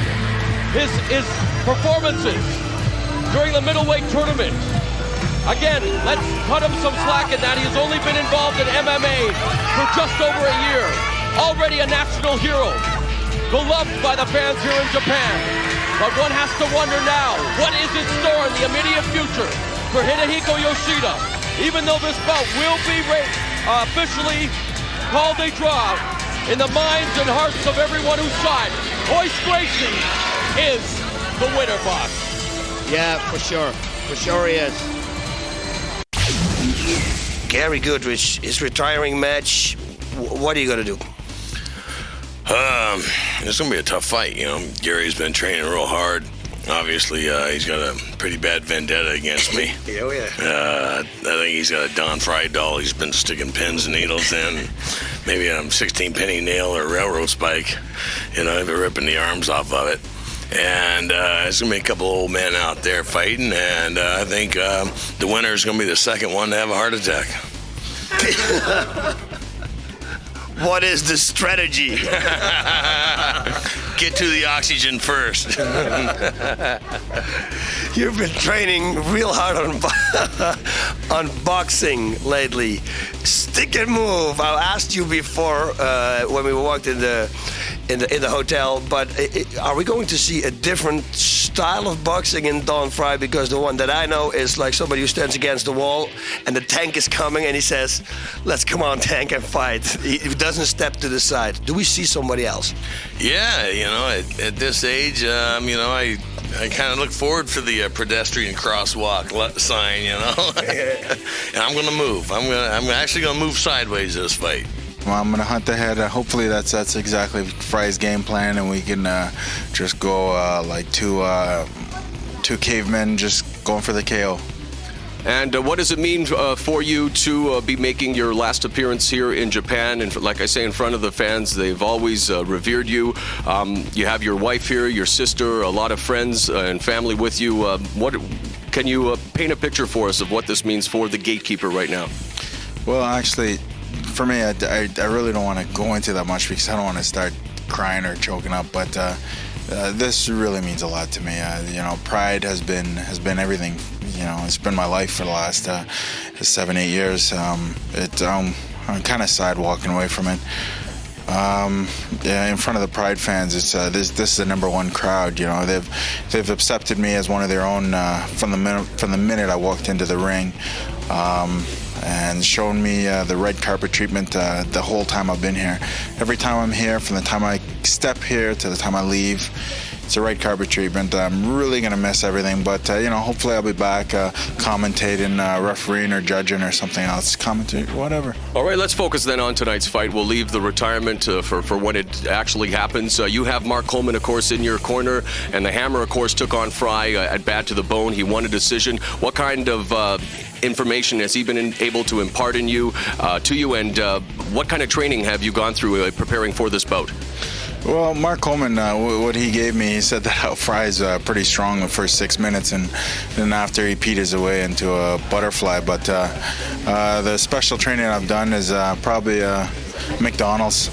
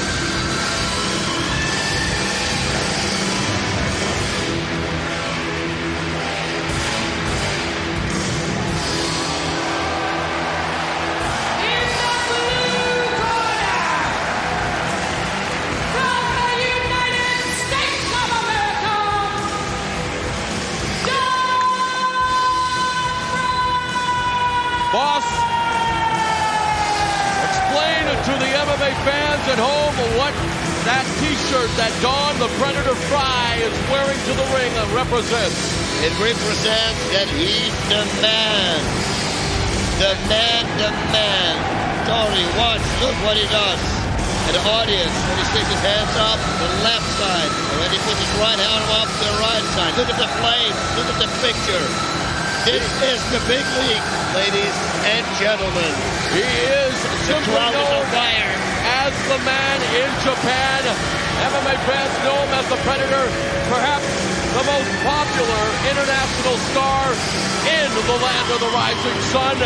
And tonight he will face his longtime nemesis, Big Daddy Gary Goodrich. And for the gatekeeper of Pride FC, Goodrich, it will be his final farewell. Yeah, and this is going to be a slugfest. Those two guys, I think they're going to forget about technique and we're going to see something unreal. Look, the crowd is on fire. The place is on fire! And you cannot call us a liar when we say the action at Pride FC Shockwave is hotter than fire. And for Mr. Fry, you talk about a slugfest. He scored a TKO victory over Yoshihiro Takayama at Pride 21 in what everyone is calling the best stand-up war in the history of Pride Fighting Championship. And you know what? When we talked to Don Fry prior to the bout, we asked him, Predator, could we see tonight when you take on Goodrich, Takayama, Fry 2? He says if Gary wants to do it, I'm game, baby. Oh, yeah. Today, 第6試合を行います。青コーナー、185センチ、107キロ。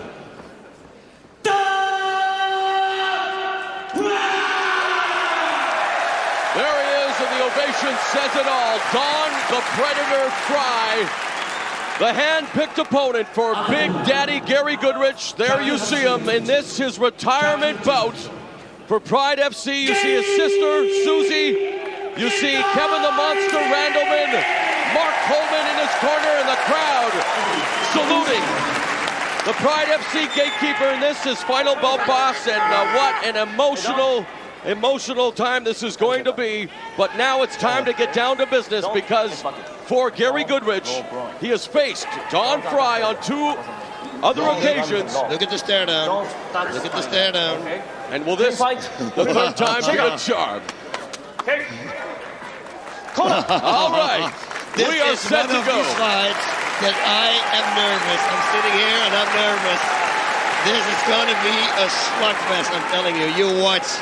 The first was a submission loss at UFC 8, David versus Goliath. The second, a submission loss via exhaustion at UFC Ultimate 1996. And here we go, the third encounter. Go the distance. This is not going to go the distance. The final meeting between Don Fry and Gary Goodrich. There you go. There you go. There you go. A little patience. We're all right. And there Goodrich lands a right. We know that Don Fry spent 6 weeks training specifically in boxing in Houston, Texas, the same gym where...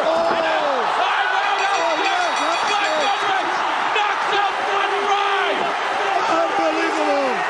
You've got to be kidding! A devastating high roundhouse kick sends the Predator crashing to the canvas at 27 seconds of the first round. Don Fry has been knocked out, and Hollywood could not have scripted this any better. There is concern for Fry. And Gary Goodrich, showing the sportsman that he is, they embrace. But my, oh my, boss rooted. Gary Goodrich goes out with one of the most electrifying knockouts of his career. Man, when he started to raid the low kicks, and then Don Fry started to react to the low kicks, and it switched to the high kick, it was the perfect plan of Daddy Goodrich. Punching, low kick, another low kick, and high kick. And see here, the tears now begin to fall from Goodrich's eyes. He knows this is the end. They embrace. You see Kevin the Monster Randleman, his sister Susie hugs him, Mark the Hammer Coleman,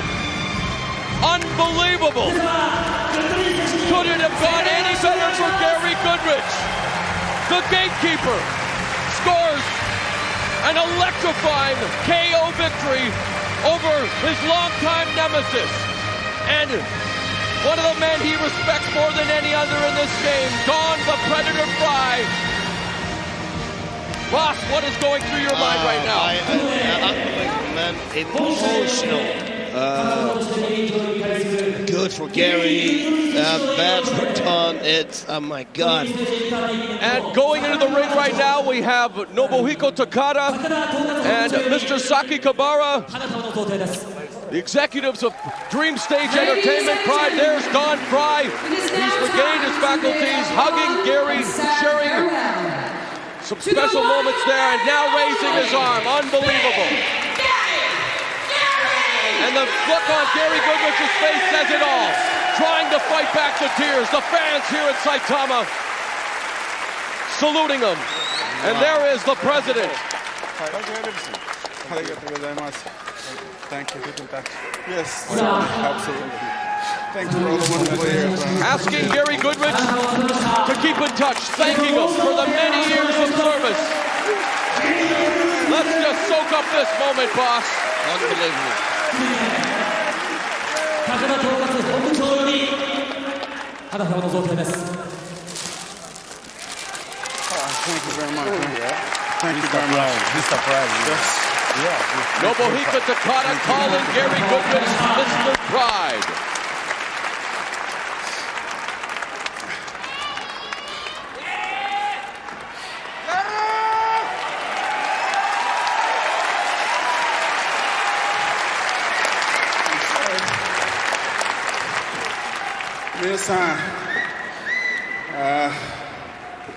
I'm sorry I'm a little emotional tonight because tonight means a lot to me.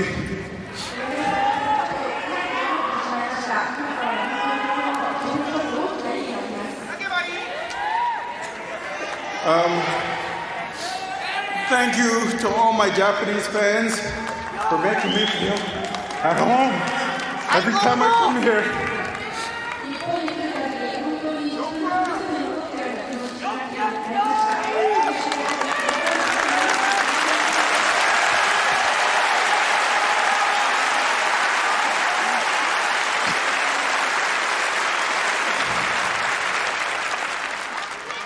Special thanks goes out to my corner, Andrew McMichael, Dave Shuttleworth, the one and only Mark Coleman, Kevin Randleman, my beautiful sister Susie, and my special wife, Karen Goodrich. And I'm sorry that Tom Erickson couldn't make it tonight. Michael, go ahead.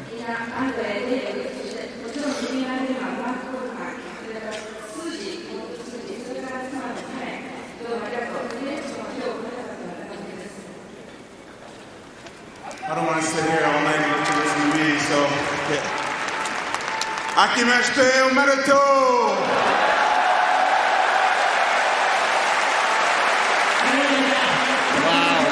Gary Goodrich has just wished the Japanese fans Happy New Year, and what a New Year it's going to be for Gary.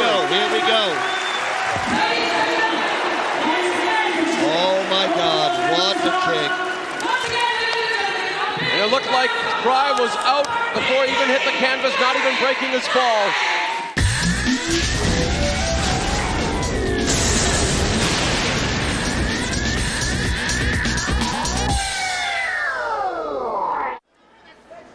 青コーナー185センチ94.7キロダニエル・グレイシー Daniel Gracie returns to Pride FC here at Shockwave 2003, coming off a loss at Pride Bushido to Kazuhiro Nakamura, a loss that he feels was perhaps not justified, and making his debut here at Pride Fighting Championships, Wataru Sakata.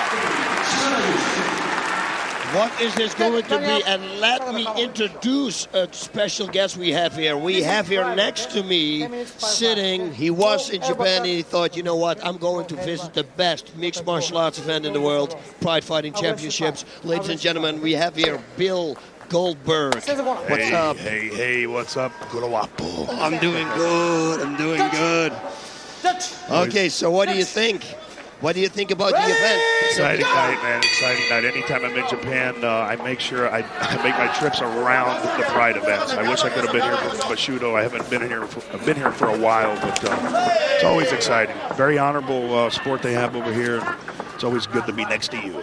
Thank you very much, sir. And I might learn something. Yes, hey, and I'm feeling very good. You're sitting next to me. Look at the high kick. Nearly hit him. Ooh. Gracie said he wanted to put on a stand-up show following that heartbreaking loss to Nakamura at Bushido. And Bill, I know you've been a big fan of mixed martial arts for many, many years. In fact, as you've mentioned many occasions that you've derived your character on the mixed martial arts profession. What has impressed you most about MMA? Well, you know, what's impressed me most about Pride has been the honorable nature of all of these guys. You know, in the ring, they're killers. Outside of the ring, they're terrific guys. They're very honorable. And, you know, it really says a lot for the sport. It really says a lot for Pride, actually. We had Daniel Gracie, their boss, going for a guillotine attempt now. Yeah, and like I said, he had an arm in between. It's very difficult to submit somebody once they got the arm in between, but he used this situation to reverse his opponent, and now he's in the half guard. And I bet you within now and about 15 seconds, he will have the full mount, half mount to full mount. You know, Bill Goldberg, one of the top stars in his profession around the world, and he said he had to come to Japan to see the #1 MMA organization in the world. And tonight, here at Shockwave 2003, on hand at Saitama Super Arena, the official attendance, 39,716. I think it's 39,000 because they couldn't fit any more people in here. It's unbelievable, this place, and it's crazy to know that the last time we did Bushido here, this place can actually expand and it can shrink. It can contract. So you just called me a liar. Thank you. I guess you learn something new every day. Boss Rudin, I don't want to be spared. Trust me. One of the few people that might be able to get away with it since you guys are such close friends, but I wouldn't. I don't think it has anything to do with us being close friends. This is the famous or infamous Boss Rudin here. You know, it's amazing seeing a Gracie this size. Look at this. It looks like he's going for a leg lock now. No, he's going for kicks. I have to tell you that I thought that Daniel was going to submit Sakata way sooner, making his debut, you know, and all. And I think he's a crazy good submissions. I thought this was going to end in a quick submission. Originally, it was scheduled to be Hyan Gracie to take on Sakata. In fact, Daniel did not find out until 2 weeks ago when Hyan, in fact, injured his shoulder during training. Daniel was chosen to take his place, so Daniel is here on short notice to take on Sakata, who, by the way, has a background in Puroresu and has been out of MMA for 1 year. And look at this, he's got the side mic now, and this is a dangerous position. Now he can knee to the head, knee to the body, and all the submissions. I mean, he's open to everything right now. He's got a Gracie on top of him. There's no question he's in trouble. Yeah. You're not going to buck this guy off. Who are some of the fighters that you look forward to seeing here tonight, Bill, at Shockwave 2003? Well, you know, we've seen a number of them already. Unfortunately, my buddy Don didn't do so well. Love him to death, man. And, you know, Gary's it was his farewell fight. You know, I got mixed emotions, almost puked after the damn match. But anytime you can see Sakuraba fight, it's wonderful. And Mario Sperry, I mean, these guys are technicians, and what they do is absolutely unbelievable to me. Especially, you know, as calm as they do it. Yep. Still to come is Sperry against Yuki Kondo and Sakuraba against Nogueira. Yeah. He's looking for an armbar here, Daniel Gracie. He's going to the side. I would start raining knees to the body. I have he's in a good position to do that now. Sorry to Oh, yeah. No. Yes, to the head right now. He can do it to the head. But I have to say, Sakata is doing a real good job. Look at this. Yeah. The guy makes his mixed martial arts debut. That's very surprising. You know? No, it's not his MMA debut. In fact, he did compete for rings years ago, but it is his Pride FC debut. See, turnabout's fair play. Now he's calling you a liar. Yeah, no. But I call. Well, how long is it ago when he competed in rings? Because there's an armbar. How long is it ago when it was for rings? Rings was, I do believe, about 2 or 3 years ago. My crack statistician here is telling me about 2 years ago. Okay, then it's okay, because in the beginning, it was something different for me. But now he's in a good position, and Daniel looks like in a kind of a turtle position. He's going to try to sweep him, maybe. No, he cannot because the leg is there. Sorry, I saw it wrong. But Daniel has such a good position. He gave it up. Bill, what's going on here? Unbelievable. Sakata is a physically That's it. Why? Sometimes you sit here and in the hall they have this saying. They say the best captains are always on the shore, you know, and it is. We're not there right now. No question. I can never really say too much because my game is a little bit different than what these guys do, but that's why I respect this so much. Daniel looking to score with those knees now to the head. Back into a cross-side position with the half guard of Sakata. Yeah, but still, Bill, but what you were saying just like 10 seconds ago, I wouldn't like to get in a fight with you. Well, you know, I just weigh a little bit more than you do, and God forbid you hit me and I fall on you, you know. Right. It might be the end of it. Like both I said, fun. Because when you wake up, I'm running. Or the other way around. Oh, my God. Look at this. This is perfect position. Back. Mount. Bang. This has got to be over now. We're talking about a Gracie here. This is very difficult to buck him off. Definitely, that's what he's trying to do. He's got to turn on his belly because this is a very bad position to be in. Laying there like a bag is not a good thing. Look, there's his back. Armbar coming. There we go. Armbar. Help. Reverse armbar there by. He's going to get it. He's got it. Now it's in full armbar position. Say good night. Oh, and look at Sakata trying to kick Gracie. Give him full credit here. Say there goes his arm, guys. Look at this. Look at Sakata continue to survive, you guys. His arm is hyperextended. I never saw something like this. Daniel Gracie even put it underneath his armpit, and he's still and he's not capitulated. And it's over finally, but my goodness. Snapped it. He may have literally snapped it there, Bill. Oh, crap. I think the referee heard it snap. Yeah, you know, one thing about the Japanese fighters, and a lot of anybody who steps in this ring here, they've got such pride. Sometimes it gets in the way of,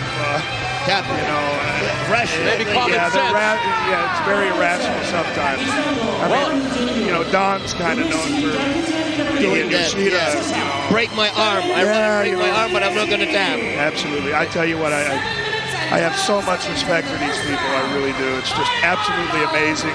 Always an honor to be here with you guys, and thank you for letting me participate again. Thank you very much for being with us. We really appreciate it. It's an honor for us, trust me. Thank you very much, my friend.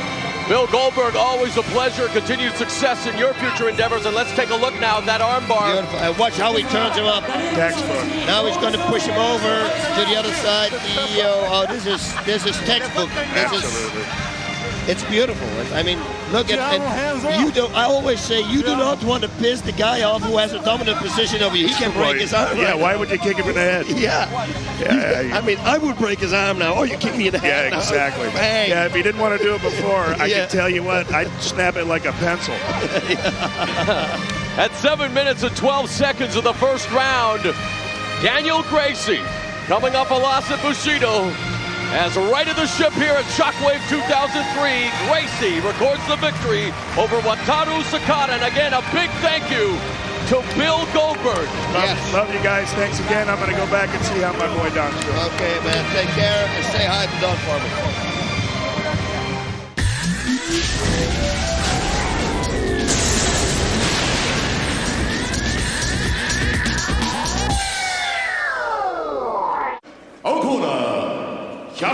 センチ、97キロ、マリオ・スペイン。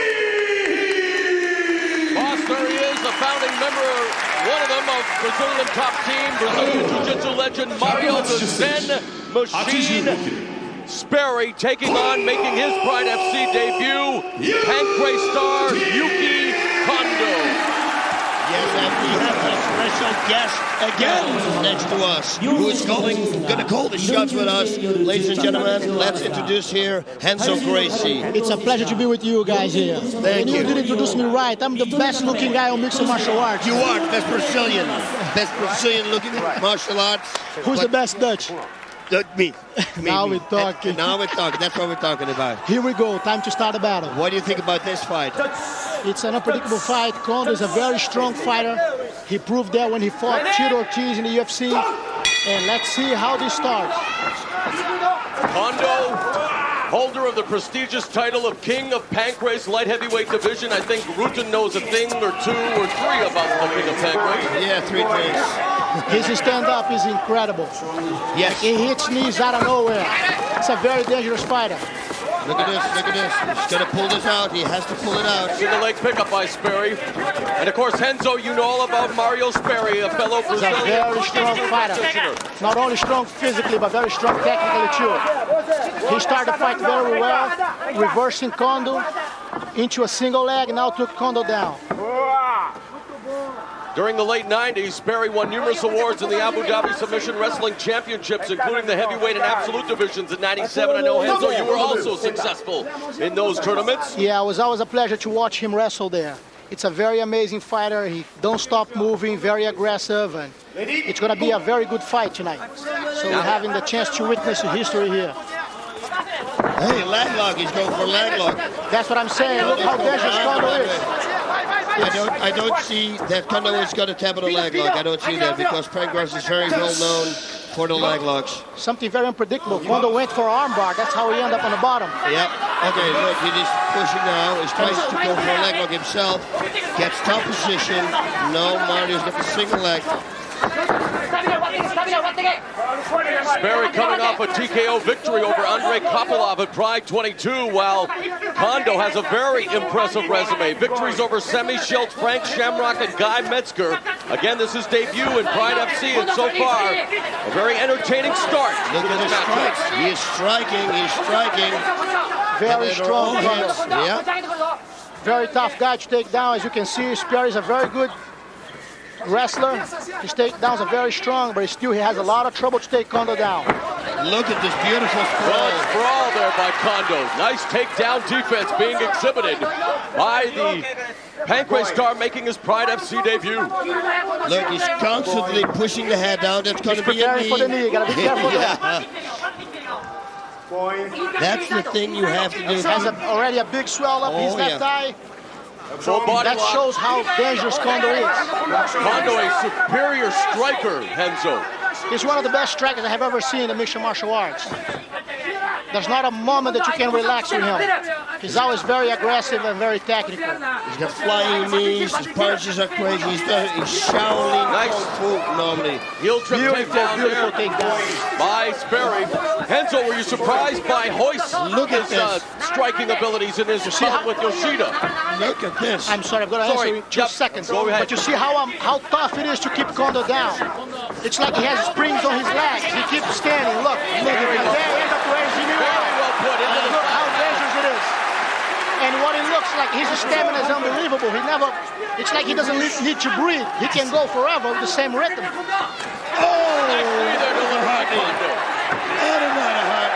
And now the tables have been turned. I don't know if you guys realize Sperry was out there for a few seconds. The referee didn't realize that. And he's put the hooks in now as he's gained his back. Kondo was looking at him. Yeah. Look how slow he's moving now. This is the result of the knee that he received. And he's a bloody mess with Mario Sperry. There's a big cut there. They're going to go for the doctor checkup. And while we have this brief moment, then let's get back to the question at hand. Were you surprised at all or impressed maybe with Hoist's striking ability against Yoshida over tonight? I wasn't at all. I knew that would be the continuation of their last fight. I don't know if you realize the fight went the same way that it was going to Dynamite in 2003. So he did all the moves that he did on the locker room was exactly what he did in the ring. So we're expecting like exactly those moves, and he showed himself in a very good shape. He even took his gi off to show up his physique. Yeah, but he didn't shave down though. Yes. What did you gotta go by steps. And that's over. The fight is over. The fight has been stopped and via cut. TKO. Yuki Kondo. Very dangerous guy to fight. He's like the fight not even start for him. It's amazing. Yep. He's one of the toughest guys coming up. I believe one of the toughest Japanese fighters on the right now is Yuki Kondo. Yeah. Sure. 3 minutes and 27 seconds due to a doctor stoppage. Yuki Kondo records the victory over Mario Sperry. And believe it or not, Kondo has wanted to fight in Pride FC since 2000, but due to pancreas obligations, was not allowed to. But boy, oh boy, our Pride FC fans have to. That was a show. That was unbelievable. Even though Sperry show a lot of heart, a lot of technique, it's hard to stop the machine. Kondo doesn't stop for a second. Non-stop attacks, went from one thing to the other. He's going to say something which we're not going to understand, so hey, well, we can tell the fans in Henzo that in 2004, Yuki Kondo has his sights set on Vanderlei Silva's middleweight championship. As well, he wants to fight Japanese legend Kazushi Sakuraba. It will be an unbelievable fight if that happens. Let me tell you one thing. Since now I saw that you guys have the best seat in the house, I hope you guys invite me to see that one up close. That was unbelievable. Look at this knee. That knee landed very hard. Look how he's out now. He was completely out after this knee. The referee didn't realize. Kondo is looking up to the referee now. It took him a few seconds to recover. And even after that, he was moving very slow. Look how his arms are soft. He had no defense back then. Hey, Henzo, you're hired, my man. What a big job. It was a pleasure to be here with you guys. There he is, one of the Gracie legends himself, Henzo Gracie, joining us here ringside. A scintillating debut for Yuki Kondo as he scores the TKO victory over Brazilian Jiu-Jitsu legend Mario Sperry. Ronnie, what are your thoughts going through your mind as you're about to take it to the next level in your career, fighting on the big stage now? Makes you quite excited. A little bit disappointed I didn't get enough time to prepare for it, but hey, I'm here to win, and I'm going to try to knock him out. Of course, you have a kickboxing background, being the younger brother of a kickboxing veteran, Ray Sifo. Any advice Big Bro gave to you before coming to Pride? Actually, you just said to knock him out.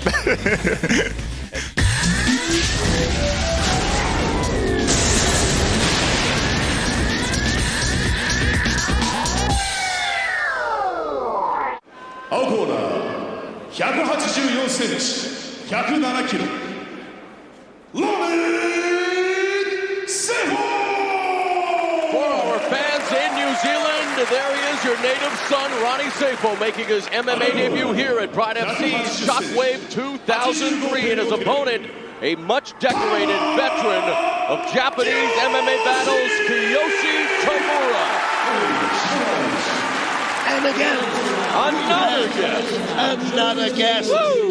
And I'm so happy that I can introduce him, ladies and gentlemen. Here we have nobody else than Quinton Rampage Jackson. Quinton, show the hand. What did you tell me about the hand? You can't play video games anymore now? I can't play video games. You cannot, never mind, let's not go into that. But that's not going down. You broke it in the first round. Oh, man. But still, you kept fighting, bang, and then you took it easy to you. So yeah. Okay, what do you think about this fight? The striker going in, do you think Tamura wants to strike with him, or you think he's going to go shoot right away? If he's smart, he's going to shoot, man. Let's see how smart he is. Yeah, yeah. Left kick to the body, watch. He's like a little predictable. Left kick to the body. I would counter it right away with the right straight if I was Mr. Seifu. He's not so smart. No. Oh. He's making mistakes already. Seifo, a kickboxing champion in New Zealand. There's the shot you guys were looking for. Single leg pickup and a takedown by Kimura. Yeah, and now this could be over fast now. I hope not, man. I like Seifo. Oh yeah, I like him a lot too. But he told me that he trained maybe 2 weeks in submissions. If Tamura's going to cross-face him now, he can go for straight up. Hey, look at that. Oh. I know he didn't train much because I was here 2 weeks ago and we was partying at the same club. Oh, yeah. I got messed up that night. Oh, yes, you did? Yeah. You? I did.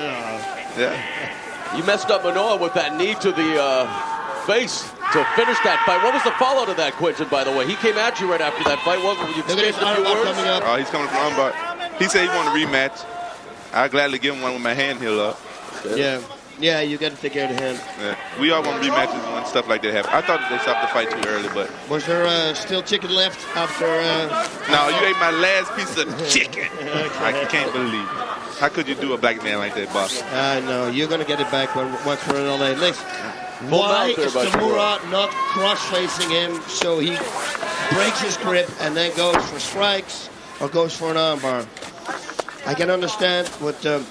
Ronnie is doing, just holding on him. He should bridge and buck, and maybe he's just waiting for the referee to say, okay, get up on your feet again. Yeah, that'd be smart. I had to take the yellow card and try to go. Oh! Nice shots there. Yeah, keep doing that. I tried to use that yellow card thing to set him up. Yeah, armbar coming. He's good. Come on, man. Roll that's going to be an armbar. But he only has to turn to him at the moment you make the armbar. Or just make sure that Kimura cannot bring his left leg over his head. It's an easy defense, Tamura. Yeah. If you know how to do it, he's going to step it over. This is going to be over. That's a good one. Armbar extension now, and there's the tap. And Kazushi Tamura coming up a loss to Hidehiko Yoshida at Pride Total Elimination in August. Records a quick victory here over Ronnie Seifo and Quinton Jackson at 2 minutes and 20 seconds of the first round. Tamura vanquishes Seifo. What about you, Quinton? What do you have planned for 2004? What are your goals? My goal was to be champion, but I got a minor setback. I don't know how long it's going to put me out. This is my first time ever having any serious injury, any broken bones. I've been hit by cars, shot at, ducked, you know what I'm saying, and doing all that type of stuff. So, man, I hit the guy upside the head, and here I go. It's going to be over. This is going to be healed, totally healed in 6 weeks.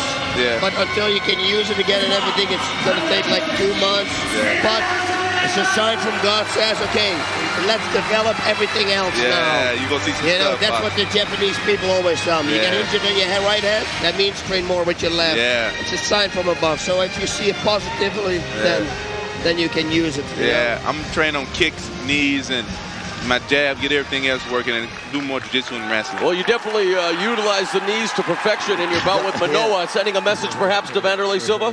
Yeah, he better watch out. And it's Santa Claus, you better watch out. You better not cry. It's a new year now, boss. That's a few weeks ago, buddy. Yeah, I know, but I still want to sing it. What do you want to do about it? Nothing. That's what I mean. I got Quinton, though, baby. Jackson can help me out. I'm taking you to the barber shop. You're lucky you're wearing glasses. I'm going to get you a haircut from the neighborhood. You'll be looking better than Heath Herring around this motherfucker. Kiyoshi Tamura obviously in the ring with an overmatched and outclassed Ronnie Seifo, now addressing the crowd here at the Saitama Super Arena, where nearly 40,000 have congregated to watch Shockwave 2003. And we do thank the one, the only Quinton Rampage Jackson, fresh off his win tonight over Ikohisa the Punk Manoa. Now on the shelf for up to 6 weeks, back to training after that. And again, his sights are set on that middleweight championship for 2004. Thank you very much, Rampage. Yeah, I know, man. I'm going to have to come back harder and stronger than ever.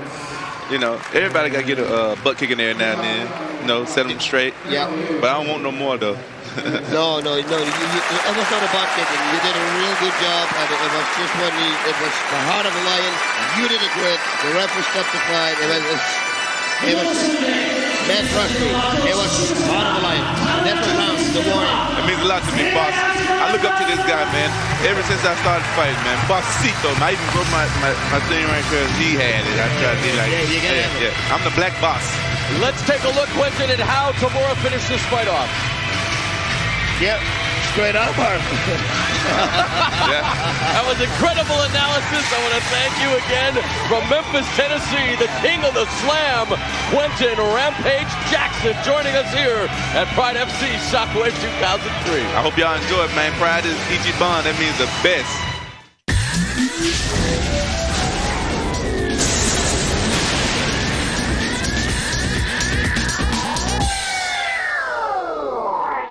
Japanese phenom Kazushi Sakuraba received here from the 40,000 in attendance here tonight, Don. Yeah, I tell you what, this has got to be the best way to finish up the year for Pride or for any fighting event. This is the best fight to cap this year. Yeah, I think so too. I think, to tell you the truth, Nogueira has a really good chance. If there's somebody that can beat Sakuraba, it's Nogueira. And tonight, Yuki Kondo, did you see that? Yeah, that was amazing. He is good too. He will be also next year in the tournament, I guess. In the middleweight tournament, of course, because he's not a heavyweight. But that guy, he amazed me. What about you? We need to sign you up, cowboy. No, I can't, cowboy.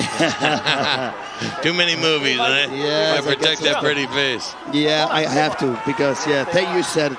And I say it all the time, pretty face.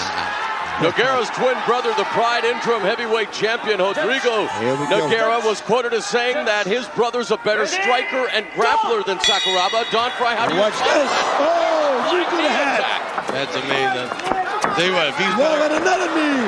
He's pulling in front of a Silva on him. And let's face it, for all the wars that Sakuraba's been in lately, this amazing athlete is never 100% healthy, and that is the case here again tonight. But again, stepping into the ring, and what do you have to say in response to the quote by Nogueira's brother, the Pride heavyweight champion, that his brother Minotauro here is a better striker and grappler than Sakuraba? Yeah, that's scary, because that's exactly what Hoy said about his brother Hickson. And we all know how good Hickson is, and we all know how great Hoyce is. So if that's true, that's frightening. And so far we've seen definitely Nogueira take the fight to Sakuraba in the early stages of round number 1. Like you said, Sakuraba's always injured. He's an 8-cylinder engine. He's always running on 4 cylinders. If he come back on 8 cylinders, even 7 cylinders, he'd be back on top. Yeah, like I said before, we saw tonight, we saw also somebody else coming in with the whole gear around their knees. I think it could be also a thrown-off, because if you catch somebody with an armbar or a triangle choke, they can't slip out, with a triangle choke, because, it absorbs the sweat. So it could work in favor of you. Stick 'em in football, That's what I mean. Rogério coming off of 2 surgeries on his arm. He's been more than 5 months with his arm immobilized, but he tells us that he's now 100% healthy. And his brother, the Pride heavyweight champion, says that he will be the first person to ever submit Sakuraba on the ground. Time will tell. Well, I ain't going to call either one of those guys a liar, I'll tell you that right now. Yeah, you're absolutely right. I mean, look at those guys are tough. And the reflexes, both are really good. Nice left hand. Got a good takedown defense. Sakuraba is a master at his takedowns. He may not get a chance to submit Sakuraba. He may knock him out. I think Sakuraba's bleeding. Somebody's bleeding. No. It's like Nogueira's got a good gash on him. Oh boy, does he ever. Eye area. We saw Sperry with a vicious cut, and that brought about the conclusion of that fight to Yuki Kondo. But in that fight, Kondo was definitely dominating here, early stages. And let's hope that this is. Let's hope that they can't finish this fight like this. No way. A good way to finish this fight. No, there's neither one of these champions would want this fight to finish. Not at all.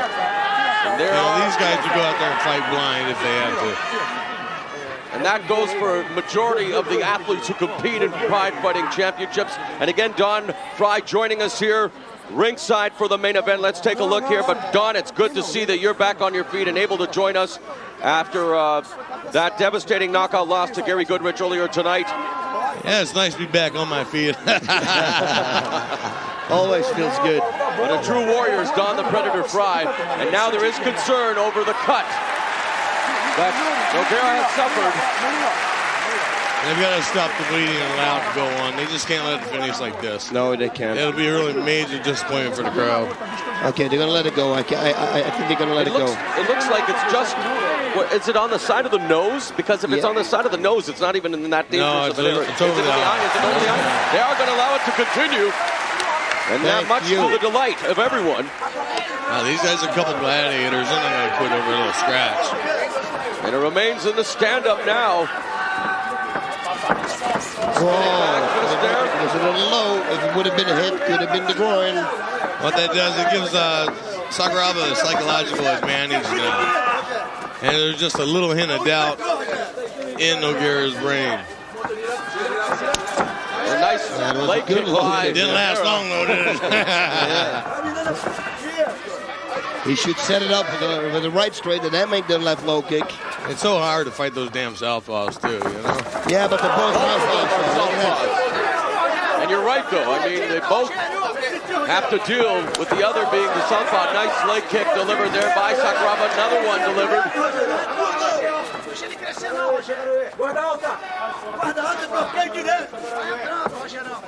Is this fight going to the ground? I was just going to say, boss, is it what, you know, it's surprising right now that with these two great fighters, and I mean they're both very well rounded, it would be behoove Nogueira, I think, to take it to the ground. As blood continues to flow. Takedown by Sakuraba. They're going to go for his jump. Just pushes him down. Now that cut. Here comes the big magic jump. May become a concern. Yeah, here's the Sakuraba trademark that he may be setting him up for. Nogueira's got those long legs, so it's going to be a heck of a jump. It could be an Olympic style jump here. He needs like a 4 feet vertical leap now. How many meters is that? Nogueira in the It's a meter and 20 centimeters. Trying to keep Sakuraba at bay, maybe use his leg as a pole vault. I hate that kick straight to the knee. I think that one ought to be outlawed.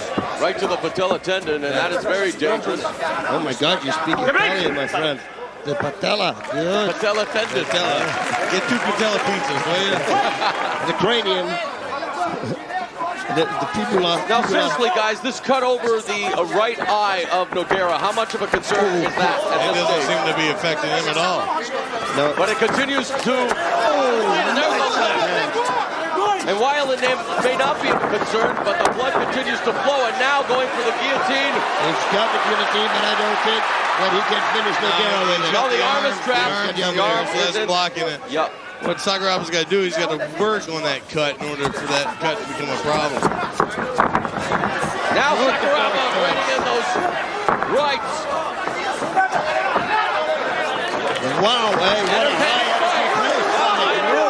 full force here between Nogueira, Rogério Nogueira, and Kazushi Sakuraba, the main event of Shockwave 2003. Watch this, he's got to keep the armbar.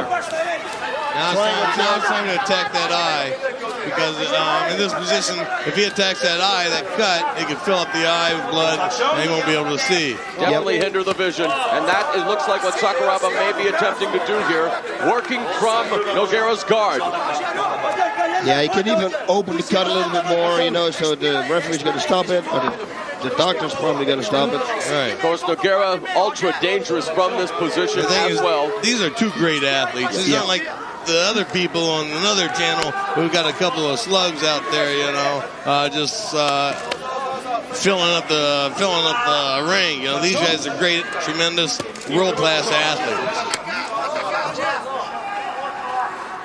I wonder if Nogueira is going to open the guard and is going for submission. I wonder if he's going to try to go for the triangle choke.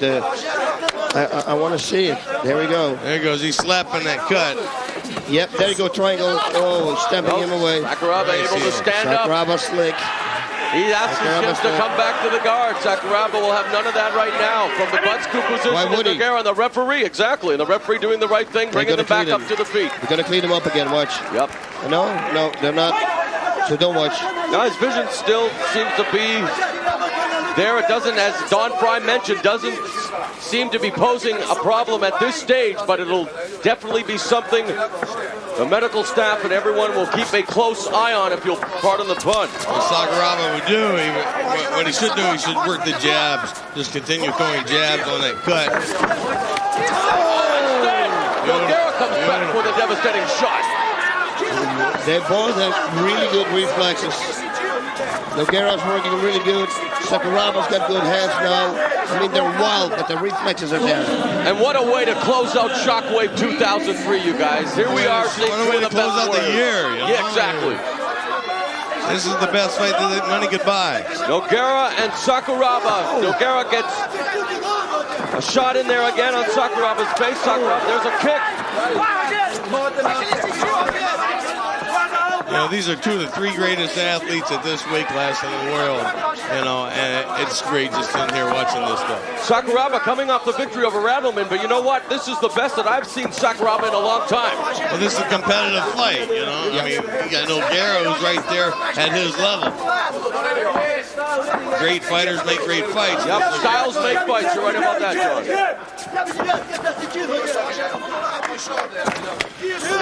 Lots of snap in that kick.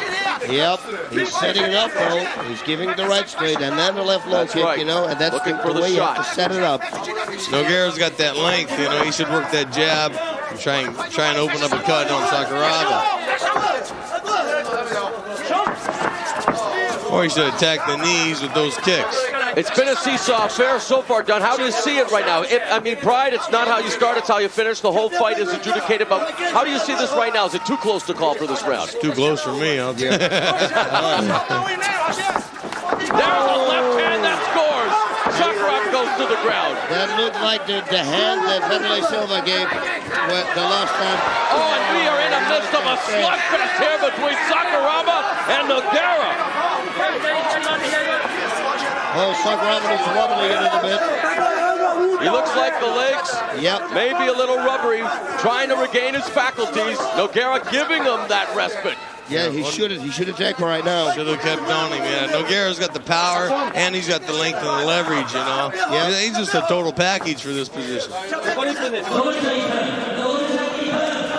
a nice kick by Sakuraba. Nogueira now seems to be intensifying as he continues to stalk Sakuraba. He's got to turn it up a notch. He's got to do it now. You know, they need to get one of those Brazilian scientists down there to clone these two boys. Yeah. You know, and have you noticed? Left hand by Nogueira. That puts Sakuraba through the ropes. Do you see how effective Nogueira is with the counter? When Sakuraba goes for the kick, right away met with the right hand. That's just beautiful. He's got to go fast now if he wants to do something because we have about 30 seconds left, I guess. Maybe 15. Nogueira is so fast, you know, you don't even see it coming. Meeting there, and it ends up with Nogueira in the butt scoop position again. Now Sakuraba not too concerned. Nice kick delivered there by Sakuraba. The reflexes on these guys are like a couple of snakes fighting, you know? As Henzo Gracie said it earlier, it's like having springs in your legs, and that's exactly what a beautiful round and a tremendous fight thus far between Kazushi Sakuraba and Rogério Nogueira. Let's see that cut with a good camera angle, for Christ's sake. Yeah, I mean, they look at the gun and then they put the camera on the other side. Hey, that's... Well, they don't really want to show how violent the sport is. Yeah, that's true. But it's a little cut. Come on, a little cut. It's a schoolgirl cut, you know? Replay time. Bang, look at that. That was that long left. It was, like I said, it looked like Vanderlei Silva. You remember when Vanderlei dropped Sakuraba with that long arm? That was the same punch.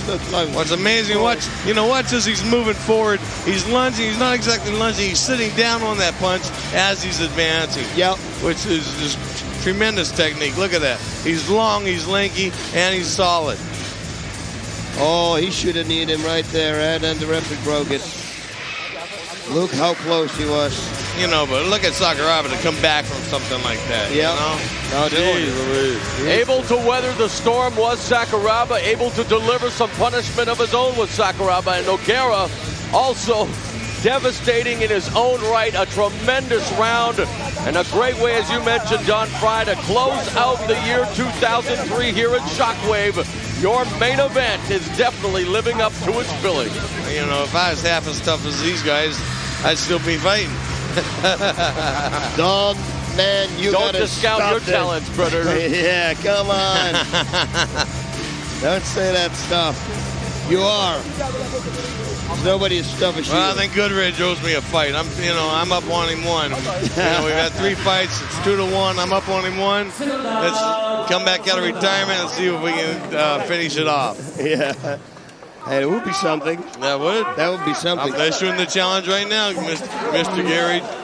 Come out of retirement. Get your 2-month retirement over. Come on back. Let's get it done again. Okay, Gary, you heard it. Coming from the Predator right here. He wants a rematch. See if you can even the score. Round number 2 begins as Don the Predator Frye has issued that challenge. Interesting to see what Goodrich's response may be. Right now we have a response from Nogueira on Sakuraba. That left-handed knee up the middle, another knee. But Sakuraba doing a good job of the cross-arm block. Fast cross face there. Now starting in the head. Fireman's carry looks like there by Sakuraba. Nice move. Oh, trying. He can go right into it or not. No, both legs are outside, huh? It is a fantastic. I think they get both legs outside. Yes, he has. Open guard.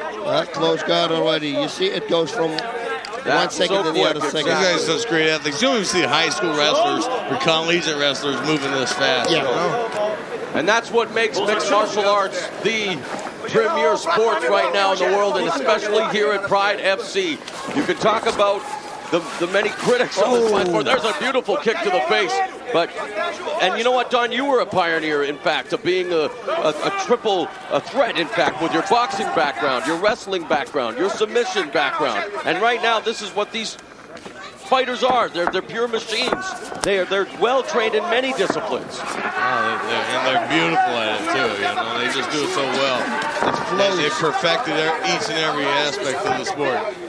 And the transitions are effortless, as we've stated on so many occasions, and the referee brings them back up to their feet. And the pace is not slowed, as we've noticed. It's been from the get-go. High intensity between Nogueira and Sakuraba. Many predicted a stand-up war between the southpaws. We are seeing it here. This is like marathon war doing, sprinting. Yeah. They got to go to work now. Come on. The one who's going to finish this round and the second, the fastest, strongest, is going to be the winner. Nice right hand delivered by Sakuraba. Yeah, but a good block. See, he says, no, I have my block. That's right, but still a lot of power behind the punch. You know, that's real discouraging when you throw something and you land it on somebody and they talk back to you. Yeah. And there's Nogueira ghosting Sakuraba now.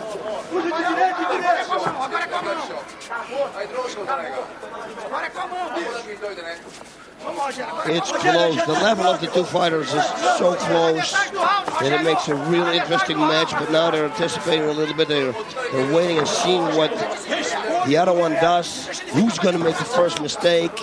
There's a lot of things going on right now in their minds. Right, and the thing is, they're not sitting back waiting for the other guy making a mistake. They're both attacking at the same time. You know, that's why they're both national heroes in their own nation, but also in the world. That's right. And blood again begins to trickle down the left eye of Nogueira. You know, the reflexes on these guys are just amazing. Yep. And it flows. It's like it flows.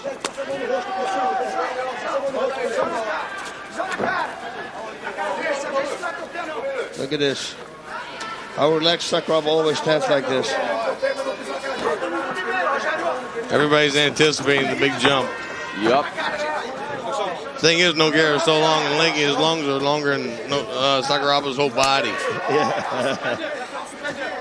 Okay, we see Sakuraba now working from the standing position. Nogueira in the butt scoop position. Referee's going to bring them back up to their feet. Don and Boss, it has been kind of like a war of attrition thus far. What do you see either fighter having to do now to turn it up a notch and gain the upper hand, Don? Sakuraba's going to work that cut.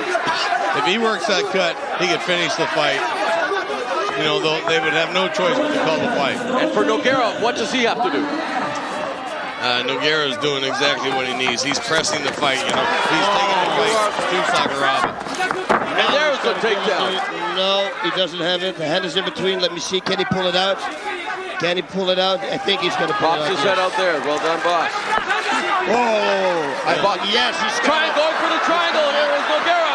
He's got an armbar. This is kind of scary. Triangle choke. He's got an armbar. It's tight. He's got to pull it in now. He's got to pull it as hard as he can.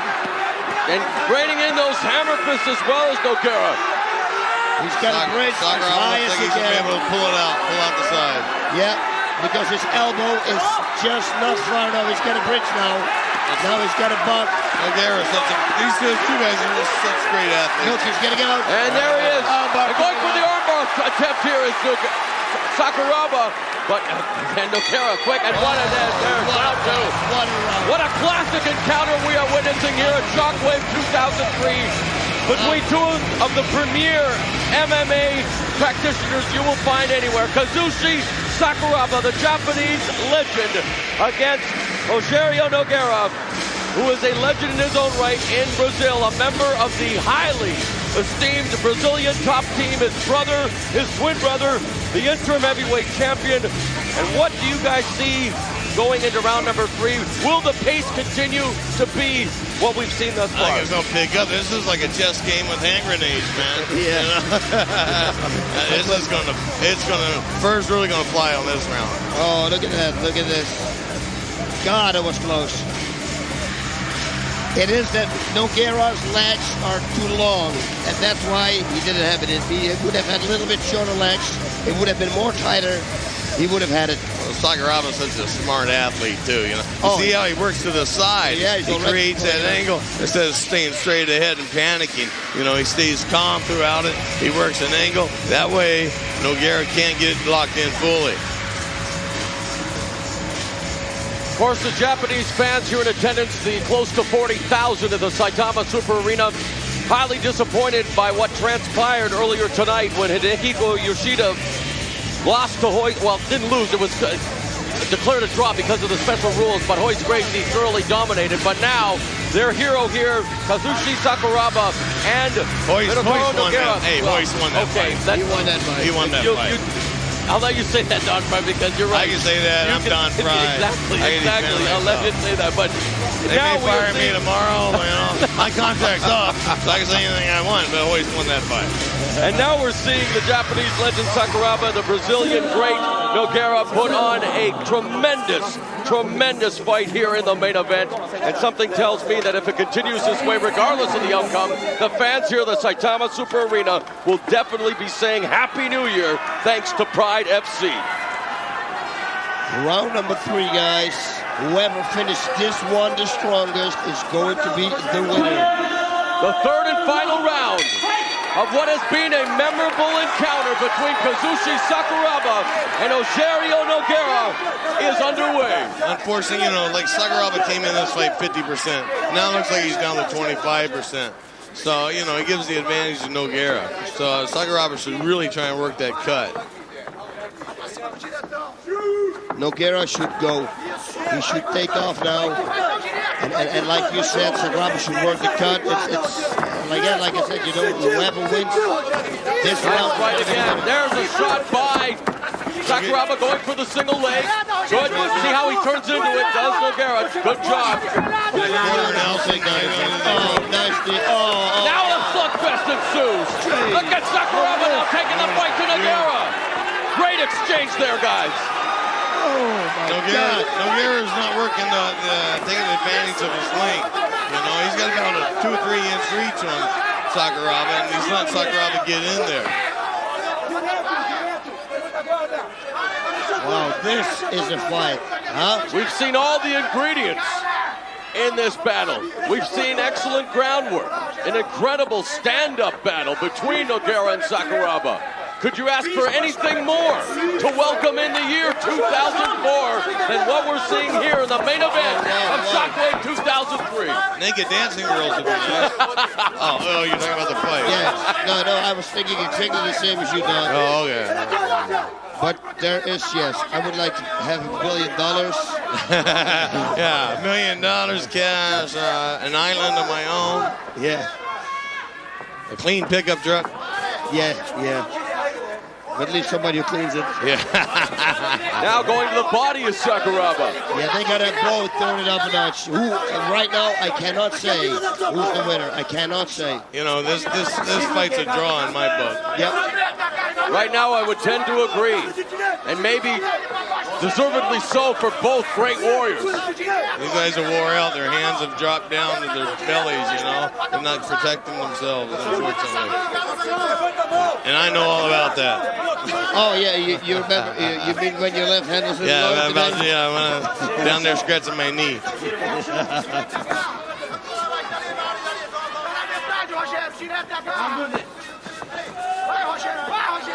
Whoa, they're both waiting. I think when they're going to hear like a 2-minute mark or something, I think both of them are going to fly.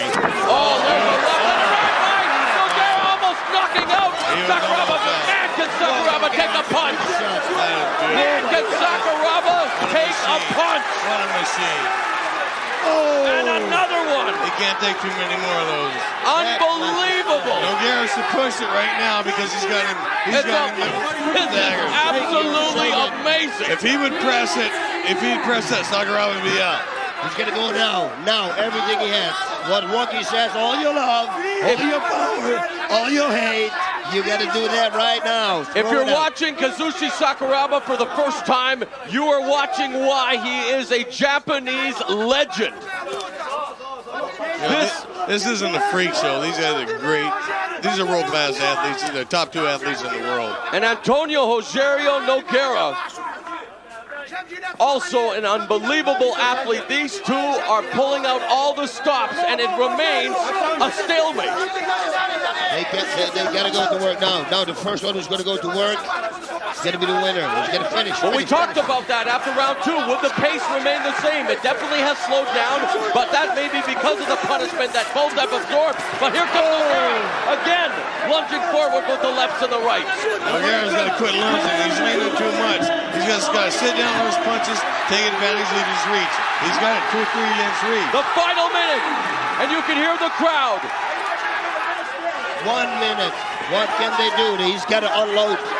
Nogueira's got to unload. Sakuraba's got to unload. One of the two. Nogueira's got to pick him apart with those jabs, just like that. Can someone load up in the next 30 seconds and over the knockout blow? That was almost one right there. Gotta keep going. And another one by Nogueira. He begins to pepper him down. Work the jabs, stay in motion, and you'll have it. What a fighter spirit. Look at his face. I can't believe Sakuraba. Sakuraba. Yeah, Nogueira both of them. You're right. You are right. Now look at Sakuraba come back. I tell you, Sakuraba's not going to be sleeping with his face on the pillow tonight. Left hand, but he slipped. He slipped. He slipped. Oh, those repeated kicks to the head. That was a slip. That was a slip. That's out. That was a beautiful fight. Beautiful. That's the best fight of the year. I would tend to agree, Don Fry, that it was a classic to close out Shockwave 2003, and Kazushi Sakuraba has just added to his legend here in Japan, and Antônio Rogério Nogueira has just served notice that he is more than a force to be reckoned with. He is coming off an injury, but has not suffered any rust whatsoever. Look at this, bang, bang, bang, 3 hits. You know, I thought Sakuraba was out about 4 times that fight. Yeah. You're right. You're right. That says a lot for Sakuraba, you know, for his endurance and his strength and fortitude to stay in that fight. Now, let's just go quickly through as we continue to see these devastating blows. I want to put everyone on a list quickly, Don Fry. How do you see this? And now look at this. I have to give it to Nogueira, you know, he finished the strongest. I mean, right there you go. That's proof in the pudding. How about you, boss? Same thing? I think so too. I mean, especially Brazil. Hey, they got good soccer players, and that was the soccer kick. There we go. It's a complete sweep then. But again, Kazushi Sakuraba, even if he loses, adds to his legendary status here in Japan. You know what? Yeah, Nogueira, I think he's There's not a loss. He just doesn't get his hand raised. You know, you don't get beat in a fight with that. There's no loser. Nogueira won the fight. And he should. He should. That was a great fight. Rogério Nogueira wins the bout. But really, Don Frye, as you just, described it, there are no losers in this main event. No. You're right. They're both of the winners. An unbelievable battle. And that's exactly what it was, a battle between Kazushi Sakuraba and Antônio Rogério Nogueira. And Nogueira, you guys coming off a long hiatus with the arm injury, showing no rust whatsoever, and doing enough to beat Sakuraba. Takes one of the best fighters in the world, you know. He stepped up. He didn't question it. Comes off the injury and he fights one of the best. I mean, that takes big gonads right there. Yep. Don the Predator Frye, it's been an absolute pleasure. Nice to see that you, my friend, are healthy. Thank you very much, Don, for being with us. Rogério Nogueira there with Murilo Bustamante and other members of Brazilian top team. And again, Don Frye suffering a loss tonight at the hands of Gary Goodrich. And I know a loss is always hard to take, but something tells me that inside, perhaps Don Frye, having moments to reflect later on, will say, you know what? Gary Goodrich's retirement fight, I want a rematch, but maybe it wasn't so bad after all because I did lose to an equally good man in Gary Goodrich. And maybe... No, he's not. It's just a 2-month layoff for both of us. Let's put it in perspective. We'll both be back in 2 months. Okay. There you see Kazushi Sakuraba, the Japanese phenom. And ladies and gentlemen, from top to bottom tonight, it was an outstanding show. Shockwave 2003 will go in the books. A very memorable event, and none more memorable than our main event, which saw Antônio Rogério Nogueira score the unanimous decision victory over Kazushi Sakuraba. On behalf of all of our guest commentators, the many warriors of Pride FC, and a special thanks again to Don Frye for El Guapo Bas Rutas. This is Mauro Ranallo saying sayonara from the Saitama Super Arena in Japan. Okay, and I'm saying Happy New Year to everybody. Have a good and healthy New Year.